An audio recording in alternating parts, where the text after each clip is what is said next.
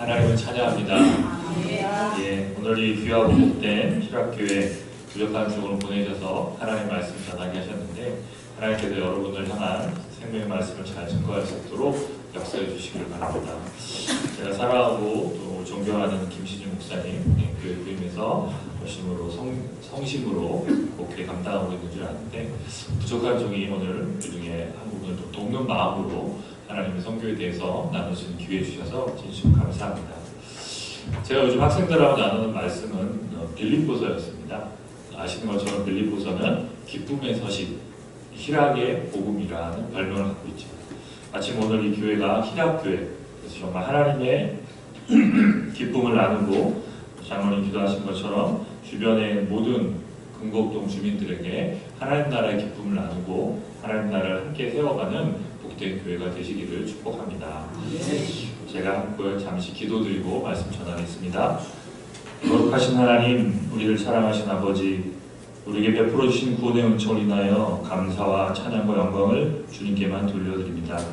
저희가 무시간에 있도록 사랑하셔서 아들 예수를 대신하여 우리를 구원하여 주시고 여기 하나님의 아들이라 딸이라 불러주셨으니까 그 사랑, 그 은혜도 감사한데 하나님의 일꾼으로 세워주셔서 하나님과 동역하며 하나님의 일을 감당할 수 있도록 세워주시니 무한 감사합니다. 오늘 귀하고 복된 희락교회 하나님의 세우신 귀한 공동체 가운데 주제간 종이 말씀을 증거하게 되었습니다. 이 시간 주의 성령이 임하셔서 친히 조명하여 주시고 그리고 말씀을 깨달을 수 있도록 역사하여 주시옵소서. 말씀 전하는 종의 연약함과 부족함을 십자가 뒤에 다 감춰주시고 오직 이 시간 우리 성도들 향한 진리의 말씀들만 증거되고 선포될 수 있도록 종의 입술을 주관하여 주시옵소서. 성령께서 친히 조명하여 주시고 깨닫게 해주시고 깨닫게 하신 말씀대로 살아갈 힘과 지혜와 능력 주시기를 간절히 의지하올 때 구주 예수 그리스도의 존귀한 이름으로 기도드리옵나이다. 아멘.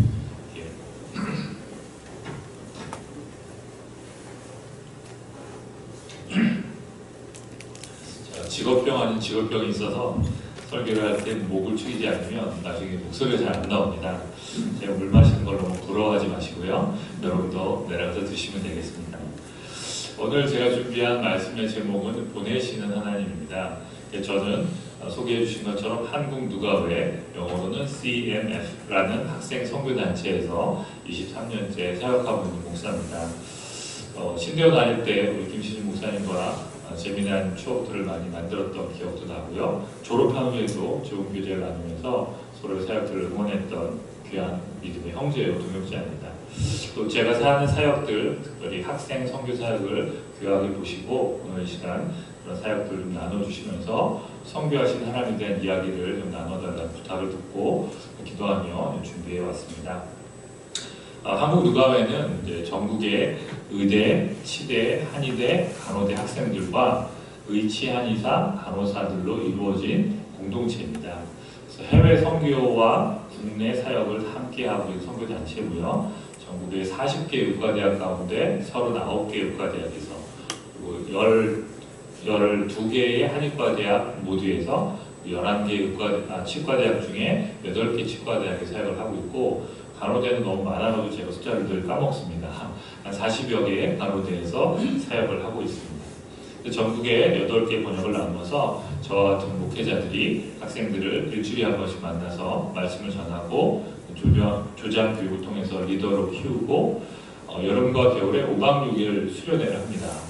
5박 6일 동안 7번의 주강사의 말씀을 듣고 2번의 선택 강의와 2번의 전체 강의와 1번의 선택 강의를 통해서 학생들을 말씀으로 키워서 의료사회 가운데 건강하고 하나님 기뻐하시는 의료인으로 세우는 것이 저와 저희 공동체의 소명입니다. 그래서 기억하시고 하나님 기뻐하시는 거룩한 의료인들, 하나님의 치유의 도구를 쓰임받는 의사와 간호사들이 잘 배출되도록 기도해 주시면 감사하겠습니다. 다음 넘겨주시죠. 제가 파워포인트를 준비하는데요. 제가 준비한 이런 내용들 사실 이제 학생들이나 젊은 사람들과 주로 나누는 것이다 보니까 여러분 보시기에 너무 좀 쉽고 또 재미없고 좀 어색해 보일 수도 있겠습니다. 그러나 이해해 주시고 오늘 좀 젊은 감각으로 좀 회춘하시는 마음으로 함께 말씀 듣고 나누면 좋겠습니다. 여러분 혹시 하나님과 가위바위보를 한다는 생각을 해보신 적 있습니까? 어느 날 제가 발칙하게도 하나님하고 저하고 가위바위보를 한다면 어떻게 될까? 이런 생각을 해봤습니다. 그러니 두 가지 질문이 떠오르더라고요. 첫 번째, 내가 하나님을 이길 수 있을까? 하나님을 이기려면 뭐를 해야 될까? 그런 고민을 했습니다. 자, 여러분 한번 생각해 보시고 답을 해보시죠. 여러분 하나님과 가위바위보를 하시면 이길 수 있겠습니까? 없어요. 단호하게 없다. 그런데 혹시라도 하나님을 이기려고 하면 우리가 뭐를 해야 이길 수 있을까요? 왜 그렇다고 생각하십니까? 역시 넓으신 마음으로 뭐를 내서 보자기로 싹 쌓아야 된다. 하나님이 더 넓으실 것 같은데요. 우리 하나님 다 쌓기는 어렵지 않을까? 근데 정답이었습니다. 다음을 주시죠. 오늘 설교의 제목이 뭐죠? 보내시는 하나님. 하나님은 뭐를 내십니까? 보내십니다. 그래서 우리가 하나님 이기려면 어떻게 하면 되죠? 가위만 내면 됩니다. 너무 썰렁한 아재 개그인데 아직 잘 이해를 못하신 몇 분도 계신 것 같고요. 하나님 우리는 항상 세상으로 보내고 계십니다. 그래서 그 하나님이 보내시기 때문에 우리는 가위바위보를 할 때 가위만 내면 이긴다. 이런 농담을 재밌게 해보았습니다. 어떤 강사님이 설교하시면서 하나님 우리를 보내시는 분이다 라고 하면서 5가지 손가락 모양으로 하나님의 보내심을 설명해 주셨는데 그걸 보면서 제가 느꼈죠. 하나님을 보내시니까 나는 가위를 내면 되겠구나. 그랬던 생각이 납니다. 근데 단순히 유머로서 농담으로서만이 아니라 성경을 묵상하다 보면 하나님에 대한 여러 이해가 있는데 오늘 본문에서는 하나님이 보내시는 하나님으로 등장합니다. 공독해 주신 요한복음 20장 21절 말씀은 예수님께서 부활하신 다음에 제자들을 만났을 때 하신 첫 번째 말씀입니다. 물론 그 앞에 19절에 보면 예수님께서 제자들을 만나서 처음에 너에게 평강이 있을지어다 라고 말씀하셨다고 되어 있습니다. 이것은 말씀이라기보다 유대인들의 인사법이었죠. 샬롬, 평안하지 라고 안녕하세요 하는 인사말이었던 것이죠. 그리고 오늘 21절에도 보면 평강할지어다라는 말을 또 하시고 그 다음에 하신 말씀이 오늘의 본론이죠. 아버지께서 나를 보내신 것 같이 나도 너희를 보낸다. 짧은 한 구절에서 보낸다는 동사가 2번이나 반복됩니다. 이것은 예수님께서 하나님이 어떤 분이신지를 말씀해 주시는 중요한 힌트라고 생각이 되었습니다. 오늘의 본문은 예수님께서 부활하신 다음에 제자들을 만나서 첫 번째 하신 말씀입니다. 이른바 부활 후 제1성. 이것은 부활하신 예수님이 가장 중요하게 여기는 말씀이라는 뜻이겠죠. 그러면 예수님이 처음 오셨을 때 공생애를 시작하시면서 하셨던 제1성은 무엇이었습니까? 회개하라, 천국이 가까웠느니라. 네, 예수님은 공생애를 시작하시는 제1성 첫 번째 말씀으로 하나님 나라를 선포하신 것입니다. 당신의 사역이 앞으로 이어질 당신의 역사가 하나님 나라가 무엇인지를 세상에 선포하고 보여주기 위한 것이다 라는 것을 요약하시듯이 회개하라 천국에 가까웠다 말씀하셨습니다. 마찬가지로 오늘 본문에서 부활하시고 십자가의 죽음을 이겨내시고 부활하신 예수님이 제자들을 만나서 하신 첫 번째 메시지는 아버지께서 나를 보내셨다. 그래서 나도 너희를 보낸다. 그러니까 우리가 생각하는 것보다 하나님이 보내시는 분이라는 사실은 예수님에게 있어서 아주 큰 비중을 차지하는 내용이었던 것이죠. 여러분은 기도하실 때 어떻게 하나님을 부르고 기도하십니까? 오늘 장로님도 기도하실 때 히라교를 사랑하신 하나님이라고 부르시고 기도한 것 같습니다. 저도 많이 그래요. 사랑이 많으신 하나님, 은혜가 풍성하신 하나님, 혹은 전지전능하신 하나님. 그런데 정작 예수님은 하나님을 그런 많은 속성들 중에서 다 제하고 오늘 본문에서 보면 보내시는 하나님이라고 우리에게 가르쳐 주십니다. 하나님 오늘도 저와 여러분을 보내시는 분이십니다. 오늘도 저와 여러분을 세상 가운데로 보내셔서 하나님 나라가 무엇인지, 하나님의 사랑과 은혜가 무엇인지, 하나님의 말씀이 어떤 것인지를 그래서 아직 알지 못하는 자들에게 보여주고 들려주게 만들라고 저와 여러분을 보내고 계십니다. 믿으십니까? 그 보내심을 받아서 나가서 사역하게 되는 그 모든 것들이 선교라고 할 수 있겠죠. 그래서 오늘 저는 그 보내시는 하나님을 중심으로 하나님의 선교에 대한 이야기를 드리고자 합니다. 네, 다음 보세요. 선교란 무엇일까요? 잘 보이십니까? 잘 안 보이시는 것 같은데, 여러분 평소에 선교하면 어떤 것이 먼저 떠오르셨습니까? 어떤 이미지, 어떤 사람, 어떤 사건들이 떠오르셨겠죠?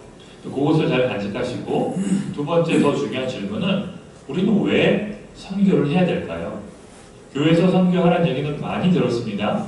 그런데 우리 중에 상당수의 분들은 왜 선교해야 되는지에 대한 이유를 잘 찾지 못하고 있는 것 같습니다.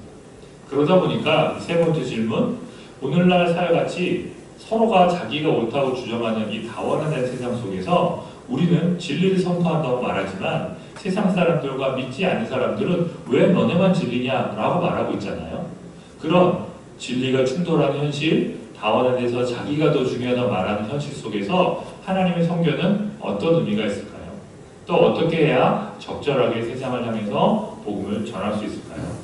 이런 고민들이 저의 고민이자 선교를 가르쳐야 되는 저의 과제이기도 했습니다. 여러분도 이 세 가지 질문을 머릿속에 잘 담아두고 말씀을 계속 들어보시면 오늘 저의 이야기를 통해서 저 질문들에 대한 답을 얻어가시기를 바랍니다. 다음 보시죠. 선교가 무엇일까? 첫 번째, 선교를 한자로 어떻게 쓰는지 아십니까? 네, 이렇게 씁니다. 조금 빨리 나왔네요. 선교란 저 선자랑 저 교자를 쓰는데 중요한 건 저 선자가 뭐냐면 이른바 베풀선이라고 합니다. 네, 성함에 저 선자를 쓰는 분도 계시죠? 근데 저 뜻은 베풀다라는 뜻 외에도 임금이 말한다, 펼쳐 보인다 이런 뜻들이 들어있더라고요. 그래서 제가 학생들에게 선교를 가르치기 위해서 선교가 무엇일까 고민하면서 국어사전을 찾아보고 사전을 뒤졌을 때 첫 번째 하나님 주신 마음은 그것이었습니다. 선교란 무엇인가? 선교란 왕이 말씀하시는 것, 왕의 행하심들을 펼쳐 보여주는 것이다라는 생각이 떠올랐습니다. 자, 왕, 임금하면 누구죠? 만왕의 왕이신 하나님. King of Kings. 세상 모든 왕들을 우습게 만드는 진정하고 유일한 참 하나님이신 그분께서 행하신 말씀, 그분의 사역, 그분의 행하심들을 그것을 알지 못하는 자들에게 펼쳐 보여주기 위해서 나가서 행하는 모든 것들이 선교의 컨텐츠, 즉 내용물이라는 것입니다. 선교는 무엇을 담아야 합니까? 하나님의 말씀을 담아야 하고 하나님의 역사를 담아야 한다는 것입니다. 그리고 그것을 아직 모르는 자들에게 보여주고 나눠주는 것이 선교라는 것이죠. 그렇게 동양적 개념에서 선교를 한자를 중심으로 풀어봤는데 서양적인 개념에서 어떻게 될까요? 영어로 미션이라고 합니다. 많이 들어보셨죠? 영화 제목에도 나옵니다. 미션 임파서블. 성공할 수 없는 임무 사역. 또 이 선교와 미션이라는 단어에서 선교사, 미셔너리라는 단어가 왔는데요. 이것은 더 근원적으로 살펴보면 라틴어, 그 다음 보시죠. 라틴어 미테레라는 동사에서 온 것입니다. 이 미테레라는 동사는 누군가를 보낸다, 심부름시키기 위해서 보낸다, 그런 뜻이에요. 김신지 목사님, 저 뒤에 가서 물 한 잔 좀 갖다 주시죠. 라고 제가 김신지 목사님을 보내면 이게 미테레입니다. 이렇게 제가 부탁을 드려서 그분이 어딘가를 갔다가 오시도록 하는 것이 미테레라는 동사이고 그것이 선교의 중심적인 내용입니다. 하나님은 바로 제가 김신지 목사님을 뒤로 보내려 했던 것처럼 오늘 저와 여러분들을 미테레, 보내고 계신다는 뜻입니다. 그리고 그 미테레라는 동사의 명사형이 미시오, 보내심이라는 뜻이고요. 거기서부터 선교, 미션이라는 단어가 나왔다는 것입니다. 그래서 중세시대 이후로 선교사란 수도원이나 교회 공동체 가운데서 하나님의 역사를 공부하고 깨닫고 경험한 사람들이 아직 그것을 알지 못하는 사람들을 위해서 그 공동체를 벗어나서 하게 될 때 그것을 벗어나서 보냄을 받은 사람들을 선교사라고 부르기 시작했다는 것입니다. 그리고 그것은 이 신약 성경에 나오는 사도라는 용어와 같은 뜻입니다. 우리가 아는 사도 바울과 같이 또 12사도와 같이 사도들은 그 헬라어의 원뜻이 아포스톨로스라고 해서 보냄을 받은 사람이라는 뜻입니다. 고로 저와 여러분은 선교사이며 또한 사도일 수 있습니다. 하나님의 보내심을 받아서 복음을 전하고 나아가는 모든 자들은 사도이며 선교사인 것입니다. 자, 그러면 이제 동양적인 개념의 한자어와 서양적 개념의 라틴어 영어를 합쳐봅시다. 선교란 무엇입니까? 이렇게 물어본다면 선교란 만왕의 왕이신 하나님께서 행하신 말씀과 그 구원의 사역을 아직 그것을 알지 못하는 자들에게 보여주기 위해서, 펼쳐주고 알려주기 위해서 하나님의 보내심을 받아서 나아가서 행하는 모든 것들이라고 이해하면 어떨까요? 저는 그렇게 이해하고 그렇게 가르치고 있습니다. 이 서양적 개념에서 우리가 놓치지 말아야 될 중요한 부분이 선교는 보내심이라는 단어입니다. 그 얘기를 뒤집어보면 뭐죠? 선교는 내가 하는 것이 아니라는 말이죠. 누군가 나를 보내야만 할 수 있는 것이 선교입니다. 선교는 내가 기도를 많이 하고 열심히 헌신하고 선교 공부를 잘하고 열정이 뜨거워서 나가서 하는 것이 선교가 아니라 하나님께서 분명하게 저에게 마음을 주셔야 하고 섬길 사역지를 주셔야 하고 그것에 갈 수 있도록 그 과정을 인도해 주셔야 한다는 것입니다. 선교의 주체가 하나님이시고 선교의 시발점이 하나님이시고 선교의 주권자가 하나님이심을 기억하지 않는다면 우리는 인간적인 성취로 많은 업적을 이룰 수 있고 선교적 교회도 세우고 센터도 세우고 많은 것을 했을지언정 하나님 기뻐하시지 않는 일이 될 수도 있다는 두려운 마음을 늘 가져야 할 것입니다. 그래서 이 선교에 대한 개념을 잘 정리한 글을 하나 갖고 왔는데요. 다음 주시죠. 제가 잘 안 보이니까 우리 김신희 목사님 좋은 목소리로 한번 천천히 선교란 무엇인가 읽어주세요. 예수 그리스도를 알지 못하는 자들과 예수 그리스도에게 전혀 충성을 바치지 않고 있는 자들에게 지리적, 문화적, 종교적 경계선을 넘어 가까이 다가가서 적절한 헌정화를 통해 복음을 전하는 것이며 그들을 일깨워 그리스도를 그들의 주와 구주로 받아들이게 하며 선교의 현지 교회의 신실하고 믿음직하며 책임있는 구성원이 되게 하는 것이다. 그리고 성령의 인도하심에 따라 복음 전도와 정의 실현을 위해 일하며 하나님의 뜻이 하늘에서 이룬 것처럼 선교 현장에서도 이루어지도록 협력하는 것이다. 네, 이것은 도나드 맥가브런이라는 최고의 신학자이자 실제 선교사셨던 분이 정리한 내용입니다. 이것은 매우 종합적인 정리예요. 이것을 여러분이 잘 머릿속에 넣고 있으면 누가 물어봐도 이 내용만 딱 들려주시면 정답, 벗어날 수 없는 완벽한 답변입니다. 그런데 이 선교란 무엇인가 라는 주제 하나가 저와 김신희 목사님이 신대원 다닐 때 선교와 개론 시간에 한 학기를 배우는 내용입니다. 13주에 걸쳐서 강의하시는 내용이 바로 저 선교란 무엇인가 저 문장 속에 다 들어가 있습니다. 우리가 쉽게 읽었지만 적절한 현장화라든지 이런 것도 굉장히 어려운 신학적인 개념이 들어가 있거든요. 그래서 그거 하나하나 배우는데 많은 시간이 필요하게 됐습니다. 오늘 그것을 다 다룰 수는 없고요. 간략하게 말씀드리고자 합니다. 저는 세 가지 서로 다른 색깔로 구분을 해놨죠. 그것은 선교에 대한 개념을 세 가지 단계 혹은 세 가지 범주로 나눌 수 있다는 그런 뜻이 될 것입니다. 하나씩 살펴보겠습니다. 다음 주세요. 첫 번째는 이른바 영원 구원으로서의 선교입니다. 자, 여러분이 선교란 무엇입니까? 하면 아까 제가 처음 질문 드렸을 때 뭐가 제일 먼저 떠오르셨어요? 그런 생각과 사람과 일들, 이미지들의 공통적인 것은 뭐냐면 복음을 전해서 영혼을 구원하는 것이다. 그런 생각들은 다 하셨을 거예요. 네, 맞습니다. 선교의 가장 중심에는 하나님의 말씀, 복음을 증거해서 잃어버린 영혼을 살려내는 것이 있습니다. 아직 예수를 알지 못하는 사람들, 예수님을 안다고 해도 거짓된 충성, 즉 겉으로는 교회 다닌 척하지만 신실하게 제자의 삶을 살지 못하는 자들에게 하나님이 누구이신지, 그 사람과 그 은혜가 얼마나 놀라운 것인지를 전하고 나누어서 각성시키고 깨닫게 해서 그들을 구원해내는 일, 이것이 선교의 핵심입니다. 그래서 그것을 영혼 구원을 위한 선교의 과정, 단계라고 할 수 있겠죠. 두 번째 단계가 있습니다. 그것은 바로 교회 개척으로서의 선교입니다. 선교사님들이 그렇게 현장에서 복음을 전해서 한 명, 두 명의 영혼을 구원하게 했습니다. 예수님 믿게 되었어요. 그럼 그 다음에 필요한 게 뭐죠? 그들의 교회입니다. 선교지에서 그들의 언어와 그들의 문화로 예배할 수 있는 교회가 꼭 필요합니다. 히브리서의 말씀처럼 장작불이 서로 쌓이지 않으면 불이 타오를 수 없는 것처럼 그 한 사람이 예수를 믿었다 할지라도 그 사회 전체가 예수를 믿지 않기 때문에 그가 믿음을 지키기엔 너무나 어렵지 않겠습니까? 그래서 믿음의 공동체가 필요합니다. 히라 교회처럼 함께 모여서 말씀 나누고 삶 나누고 기도하고 뜨겁게 예배하는 공동체가 없다면 그 믿음을 유지할 수가 없겠죠. 그래서 선교사님들이 하는 일은 뭐냐? 그분들의 언어와 그분들의 문화로 그분들이 교회를 세우도록 돕는 것입니다. 그래서 여러분이 만나는 선교사님들에게 무슨 사역을 하십니까? 라고 물어보면 대부분 이 첫 번째, 두 번째 단계에 해당합니다.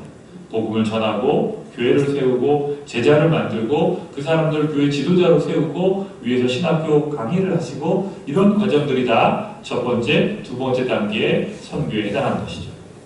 문제는 그걸 더 중요한 것은 여기에서 그치지 않는다는 것이죠. 선교는 그 다음 세 번째 단계로 나가야 하고 그것이 우리의 궁극적인 목표입니다. 세 번째 단계 뭘까요? 바로 하나님 나라를 추구하는 선교입니다. 앞에서 말씀드렸을 때도 예수님께서 이 땅에 공생의 사역을 시작하실 때 제1성으로 회개하라 천국이 가까웠다라고 선포하셨죠. 예수님은 결국 하나님 나라가 무엇인지를 보여주기 위해 이 땅에 오셨기 때문에 우리들의 모든 예배와 선교와 삶의 궁극적인 목적은 하나님 나라에 있습니다. 그래서 선교지에서도 그 영혼 한 명, 두 명을 구원하여 예수 믿게 만드는 것뿐만 아니라 또 그들이 함께 모여서 예배할 수 있는 공동체를 세우는 것뿐만 아니라 그 공동체가 그 현지 교회가 현지의 사회와 현지의 나라 문화를 바꾸어서 그 땅에도 하나님 나라가 세워지도록 하는 것이 선교의 궁극적인 목표인 것입니다. 여러분 대한민국에도 120여 년 전에 많은 선교사님들이 들어오셔서 우리의 문화를 바꾸고 우리의 사회를 바꾸면서 하나님 나라가 임하도록 헌신해 오지 않으셨습니까? 한국교회 역시 지나간 교회 역사들이 한국 사회를 발전시키고 경제를 일으키고 교육을 변화시키는데 커다란 공헌을 해왔음을 세상도 인정하는 바입니다. 마찬가지로 우리 하는 선교 사역이나 그 나라에 필요한 하나님 나라, 그 나라의 어느 부분이 약하고 어느 부분이 문제가 있는지를 면밀히 살펴서 그곳에서 하나님의 뜻이 드러나게 하고 하나님 사랑이 나타나게 하고 결국 하나님 나라, 하나님의 임재가 체험되는 그것을 만들어내는 것이 선교의 궁극적인 목표입니다. 그래서 선교에 대한 생각들을 첫 번째, 두 번째 단계에 머물게 되면 자꾸 사역으로 선교를 치환해 버립니다. 선교 그러면 일하는 것이에요. 선교 그러면 뭐 복음전도 사역이든 센터를 세우든 제자를 양육하든 그래서 그 사역은 누가 하는 거죠? 선교사님들이 하는 거예요. 해외 선교사님들이 하는 것이고 타문화 사역하시는 분들이 하는 것이지 우리는 일반적인 성도들, 한국에 있는 크리스찬들은 선교하는 게 아니라는 생각을 많이 해왔습니다. 그런데 이 세 번째 단계 하나님 나라를 추구한 선교에서 뭘 말씀드리죠? 우리의 삶 전체가 하나님 나라가 되어야 한다는 것입니다. 대한민국의 교육과 사회가 복음을 통해서 변화되었던 것처럼 또 아직도 우리 사회가 하나님 나라를 향해서 변화되어 가야 하는 것처럼 우리의 일상 전체도 하나님 나라로 바뀌어야 합니다. 오늘 주일이라서 아침에서 예배를 드리시고 지금 이 오후 시간에 예배를 드리시는 귀한 여러분, 이제 주일날 예배만이 아니라 월요일부터 토요일까지 우리 평일의 삶도 하나님 받으실 만한 예배가 되어야 하지 않을까요? 마찬가지로 우리 삶 전체가 하나님께서 보내심을 받은 선교적인 삶이라는 것을 이해하고 깨닫는 것이 필요하다는 말씀을 드리는 것입니다. 그래서 다음 주세요. 요즘 선교계에서 가장 큰 화두가 되는 것은 한 번 더 눌러주세요.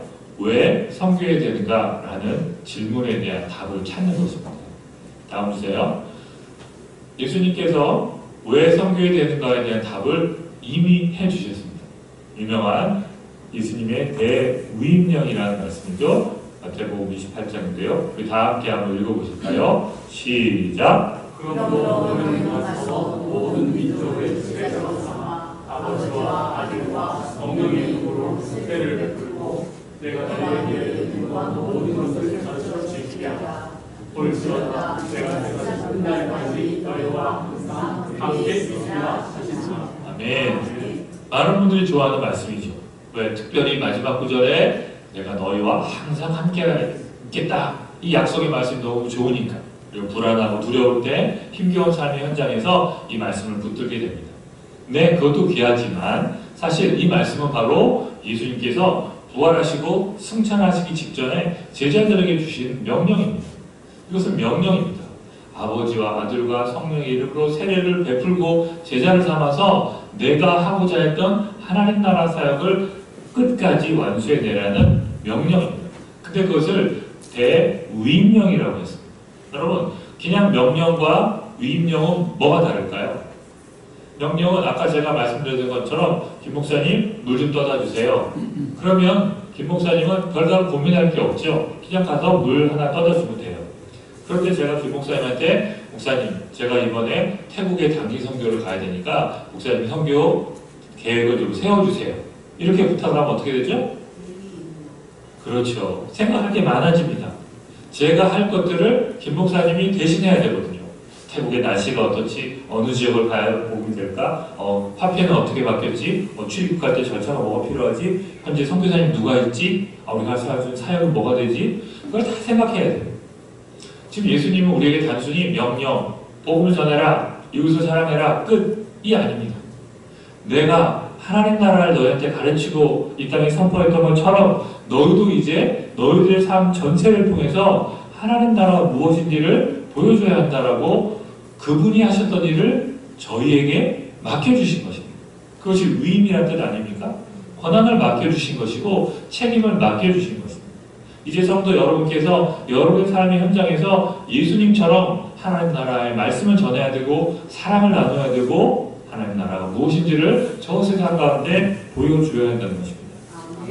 그래서 다음 주시죠. 이 본문에서 너희란 단어를 붉은 글씨로 표시했는데 너희는 누구입니까? 1차적으로 이 말씀을 들었던 사도들, 제자들입니다. 그런데 다음 주세요. 그 사도들과 제자들을 통해서 하나님은 교회를 세우시고 복음이 전파되게 하셔서 저 여러분이 예수를 믿게 되었잖아요. 이제 저 너희라는 단어 속에는 모든 크리스찬들이 들어가 있는 것입니다. 바로 저희에게 주신, 오늘 저와 여러분에게 주신 말씀이라고 받아들이게 되는 것입니다. 그래서 선교는 선택할 수 있는 조건이 아니라 필수적이고 의무감으로 해야 되는 것입니다. 왜 선교를 해야 되느냐고요? 예수님의 명령, 정확하게는 예수님의 위임령입니다. 예수님이 우리에게 부탁하신 것, 우리에게 맡겨주신 사역이에요. 예수님이 하셨던 그 놀라운 일을 우리에게 하기를 기대하면서 맡겨주셨기 때문에 우리는 두렵고 떨림으로 감사함으로 그 위임을 받아내야 하는 것입니다. 한 번 더 눌러주세요. 그래서 오늘날 우리는 모두가 선교사라고 말할 수 있고 우리 삶 전체가 선교라고 말하는 것입니다. 앞에 말씀드렸죠? 선교사가 누구냐? 보냄을 받은 사람이 선교사입니다. 자, 여러분 선교사로 보냄 받으셨습니까? 안 받으셨습니까? 받으셨죠? 네, 하나님을 믿는 순간 여러분 모두는 복음을 전하라, 하나님의 사랑을 나타내라, 하나님 나라가 무엇인지를 보여줘라 하는 명령, 보내심의 명령을 받았습니다. 그래서 여러분, 우리 모두는 선교사입니다. 그래서 더 중요한 두 번째 문장에 있는 것처럼 더 중요한 부분은 우리가 선교사이기 때문에 우리가 사는 삶 전체가 선교가 되는 것입니다. 선교 행위를 하는 것입니다. 이제 여러분 이 문을 나가서 사람들을 만나고 식사를 하시고 차를 운전하고 커피를 마시고 내일 직장에 가서 일을 하시고 하는 그 모든 과정이 하나님의 선교에 들어가 있다는 것입니다. 주일날 예배를 드리고 월요일부터는 아무렇게 해도 살아도 되는 것이 아닌 것처럼 지금 여러분이 선교사이시기 때문에 나가서 행하는 모든 일들이 하나님의 선교라는 마음으로 두렵고 떨림으로 자신을 성찰하고 돌아보아 하나님 백성답게 살아야 될 거룩한 책무가 있다는 것입니다. 예수님이 저와 여러분에게 그걸 부탁하셨습니다. 하나님 나라가 무엇인지를 저 세상에 선포해라. 하나님 나라가 무엇인지를 세상 사람들이 알게 해라. 그러면서 우리를 보내신 것입니다. 다음 주세요. 그래서 오늘날 선교계의 가장 큰 이슈는 죄송합니다. 영어로 미셔널 라이프, 선교적인 삶입니다. 다른 말로 하면 일상 속에서의 선교입니다. 그 말은 뭐냐면 이제까지 우리의 선교인 이해는 뭐였죠? 선교와 우리의 삶이 구분되어 있는 거예요. 떨어져 있는 거예요. 선교? 그러면 아프리카 선교사님이 아프리카 깜둥이들한테 복을 전하는 것이지 이런 투박한 생각을 해왔던 것이죠. 그럼 저는 뭐죠? 나는 상관없어. 가끔 기억나면 기도해드리고 후원 요청이 오면 헌금 보내드리고 그러면 되는 거야. 혹시 더 열심히 있으면 우리도 한번 아프리카에 찾아가서 선교사님 잘하시나 보고 격려해드리고 도와드리고 돼. 제가 지금 말씀드린 맥락에서는 이 말이 맞습니까? 틀립니까? 맞아요. 틀려요. 맞지 않습니다. 이제 그 생각을 넘어서셔야 한다는 것이 제가 드린 말씀입니다.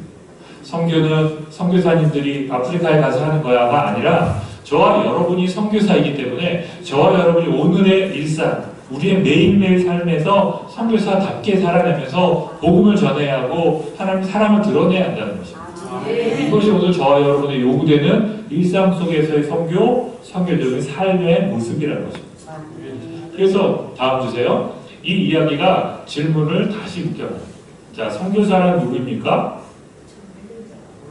미션을 감당하는 자입니다. 어떤 미션이죠? 그 미션은 하나님께서 보내셨다는 거예요. 하나님의 보내심을 받은 모든 사람이 선교사입니다. 그럼 여러분 선교사입니까? 아닙니까? 맞습니다. 여러분 선교사입니다. 이제 선교사답게 사셔야 합니다. 또 선교사 우리와 늘 구분했던 게 뭐죠? 그분은 가는 선교사고 우리는 보내는 선교사예요. 그래요. 우리는 보내놓고 기도하고 후원하는 분들이니까 보내는 선교사예요. 근데 가지는 않아도 돼. 근데 이렇게 구분을 하게 되면 중요한 차이점이 있습니다. 가는 선교사라고 말하는 분들의 문제는 뭘까요? 교만해질 수 있어요. 나는 헌신하고 이 땅에서 편리한 삶, 가족과 친구들 다 내려놓고 아프리카에 가서 10년, 20년 고생하고 뼈를 묻을 각오로 헌신하는데 당신들은 뭐야? 당신들은 헌신하지 않고 기도도 하지 않고 당신들은 이득들이 차냐? 당신들은 믿음이 없는 거야? 라는 생각이 마음속에 올라올 수가 있죠. 그래서 선교 열심히 안 한 사람들을 정죄할 수 있는 거예요. 반대로 보내는 선교사라는 우리와 같은 입장에서 어떻죠? 선교사님은 저렇게 헌신하시고 저렇게 고생하면서 복음을 전하는데 나는 뭐지? 나는 믿음이 없어서 나는 결단하지 못하고 헌신하지 못해서 복음을 전하러 해외를 가지 못했으니까 나는 믿음 없는 사람이야 라고 자책하거나 위축될 수가 있죠. 그러나 제가 지금 말씀드린 대로 일상 속에서 선교적인 삶을 살아간다고 생각하면 그 두 가지 부분이 사라지게 됩니다. 우리는 보내는 선교사이면서 동시에 가는 선교사입니다. 아프리카 선교사를 보내기도 하지만 저와 여러분도 가정으로, 직장으로, 동네로, 관계 속으로 보냄을 받은 선교사입니다. 그래서 우리도 가는 선교사입니다. 그 두 가지 개념이 점점 약해질 것이고요. 세 번째로는 선교지와 파송국가의 구분도 모호해집니다. 여러분 머릿속에 선교지 하면 어디가 떠오르십니까? 주로 아프리카, 동남아시아, 남미 이런 나라들이 떠오르시죠. 근데 전통적으로는 그런 나라들이 선교지였습니다. 그리고 미국이나 유럽 그리고 최근에 우리나라와 같은 나라들은 파송국가라고 불렀어요. 그런데 지금 보면 그 두 가지 구분이 자꾸 의미가 없어집니다. 여러분 동네 여기 이 근처에서도 외국인들을 쉽게 보시죠? 네, 일하러 오신 분들도 있고 여행하러 오신 분들도 있고 취업 때문에 오신 분들도 있어요. 옛날에는 외국 사람 만나려면 우리가 비행기 타고 한참 가서 복음을 전해야 했는데 이제는 문만 열고 나가면 시내에서도 어렵지 않게 외국 사람들 만날 수 있는 시대가 되었어요. 이제 선교지와 파송국가를 구분해서 그래 아프리카에 우리나라나 미국에서 선교사를 보낸다라는 생각은 옛날 생각인 것입니다. 이제 우리나라 안에서도 복음을 전할 수 있고 선교를 해야 될 사람들이 우리를 찾아오는 시대예요. 그래서 어려운 말로 모든 곳에서 모든 곳을 향하여 선교가 일어나고 있다는 것입니다. 그래서 옛날에 전 세계를 볼 때 지구의 북반구라고 하는 유럽과 미국 이런 나라들이 선교의 중심이었어요. 그래서 서양 백인들이 선교를 하고 나머지 국가들은 선교를 받는 나라라는 생각들을 하고 있었어요. 그런데 하나님이 그걸 바꾸셔서 이제는 우리나라를 포함해서 인도나 나이지리아 같은 나라들도 선교사를 많이 보내고 있어요. 그래서 세계 선교의 중심이 북반구에서 남반구로 내려온 거예요. 이제 백인들이 서양인들이 중심이 아니라 우리와 같은 사람들, 아시안 혹은 아프리카 사람들도 선교를 하고 복음을 전하는 때가 되었다는 것입니다. 이제까지 우리 갖고 있던 전통적인 개념들이 점점 무너지고 깨어지고 있는 시대가 된 것입니다. 그래서 우리의 고정관념들을 내려놓을 필요가 있다는 말씀을 드립니다. 그래서 우리에게는 성리적인 삶을 살아야 될 거룩한 명령이 주어진 것입니다. 왜요? 이제는 우리도 대한민국 안에서도 외국 사람을 만날 수도 있고 복음을 알지 못하는 사람들에게 전도할 기회들이 많아지고 있기 때문입니다. 이런 시대의 변화에 맞춰서 우리들의 선교에 대한 생각들도 변해야 되지 않을까요? 다음 보세요. 그래서 그런 고민들의 연장선상에서 앞에 말씀드린 것처럼 하나님이 누구신지에 대한 생각도 새롭게 깨닫게 된 것이 있는데 바로 하나님이 보내시는 분이라는 사실입니다. 그래서 선교학 용어로 미시오 데이라고 하는데요. 그것은 하나님의 보내심이라는 뜻입니다. 이것이 왜 중요합니까? 선교가 인간의 계획과 열정, 헌신으로 이루어진 것이 아니라는 사실 때문입니다. 이제까지 선교 그러면 선교사님들이 기도하고 은혜받고 헌신해서 놀라운 계획을 세우고 엄청난 프로젝트를 만들고 많은 돈을 모아서 가서 행하는 어떤 일, 어떤 사역으로만 생각됐죠. 중심이 어디에 있습니까? 사람에게 있습니다. 우리가 헌신하고 우리가 계획하고 우리가 실행하고 우리가 사역을 이루어낸다. 그럼 하나님은 어디 갔죠? 뒷전으로 밀려나 있었어요. 그러나 이런 개념들을 이해 안 되니까 어떻게 바뀝니까? 아, 선교는 무엇보다 하나님께서 우리를 보내시는 것으로 시작하는 것이다. 즉 인간의 중심이 아니라 하나님께 중심이 있다는 것을 깨닫게 되었습니다. 하나님이 우리를 보내신다. 하나님이 아프리카로도 선교사를 보내시지만 하나님 우리를 금곡동으로도 보내신다. 우리의 가정으로도 보내시고 우리 직장으로도 보내시고 우리가 만난 모든 사람들에게로 우리를 선교사로 보내신다. 이 사실을 깨닫게 되었다는 것입니다. 그래서 앞에 말씀드린 것처럼 하나님이 사랑 많고 은혜로우신 분이기도 하지만 동시에 오늘도 우리를 보내시는 하나님이라는 사실을 기억하게 되는 것입니다. 그래서 하나님에 대한 이해가 넓어지면서 하나님이 선교하신 하나님이라는 것을 깨닫고 그 앞에서 우리가 하나님의 백성이잖아요. 왕이신 그분이 우리를 보내시기 때문에 백성인 우리는 당연히 그 보내심을 받아 나아갈 수밖에 없다는 것이죠. 우리 자신에 대한 이해가 새로워지고 더 나아가서 하나님이 선교적인 본성을 지니신 분이기 때문에 하나님의 형상대로 지음받은 우리는 우리의 본성 속에 선교가 들어가 있다는 새로운 인간 이해까지 이르게 되었다는 것입니다. 즉 선교가 어떤 일로서 존재하는 것이 아니라 우리의 본성에 해당하는 것이고 하나님께서 주도권을 갖고 계시다는 것입니다. 그래서 이제 어떤 선교단체는 크리에이션 케어라고 해서 피조 세계를 돌보는 사역을 하고 있습니다. 쉽게 말하면 환경과 생태를 위한 일을 선교단체가 하고 있습니다. 여러분 잘 이해가 되십니까? 환경을 보호하는 것, 쓰레기를 버리지 않는 것, 대중교통을 이용하는 것, 텀블러를 사용하는 것들이 선교랑 어떻게 연결이 될까요?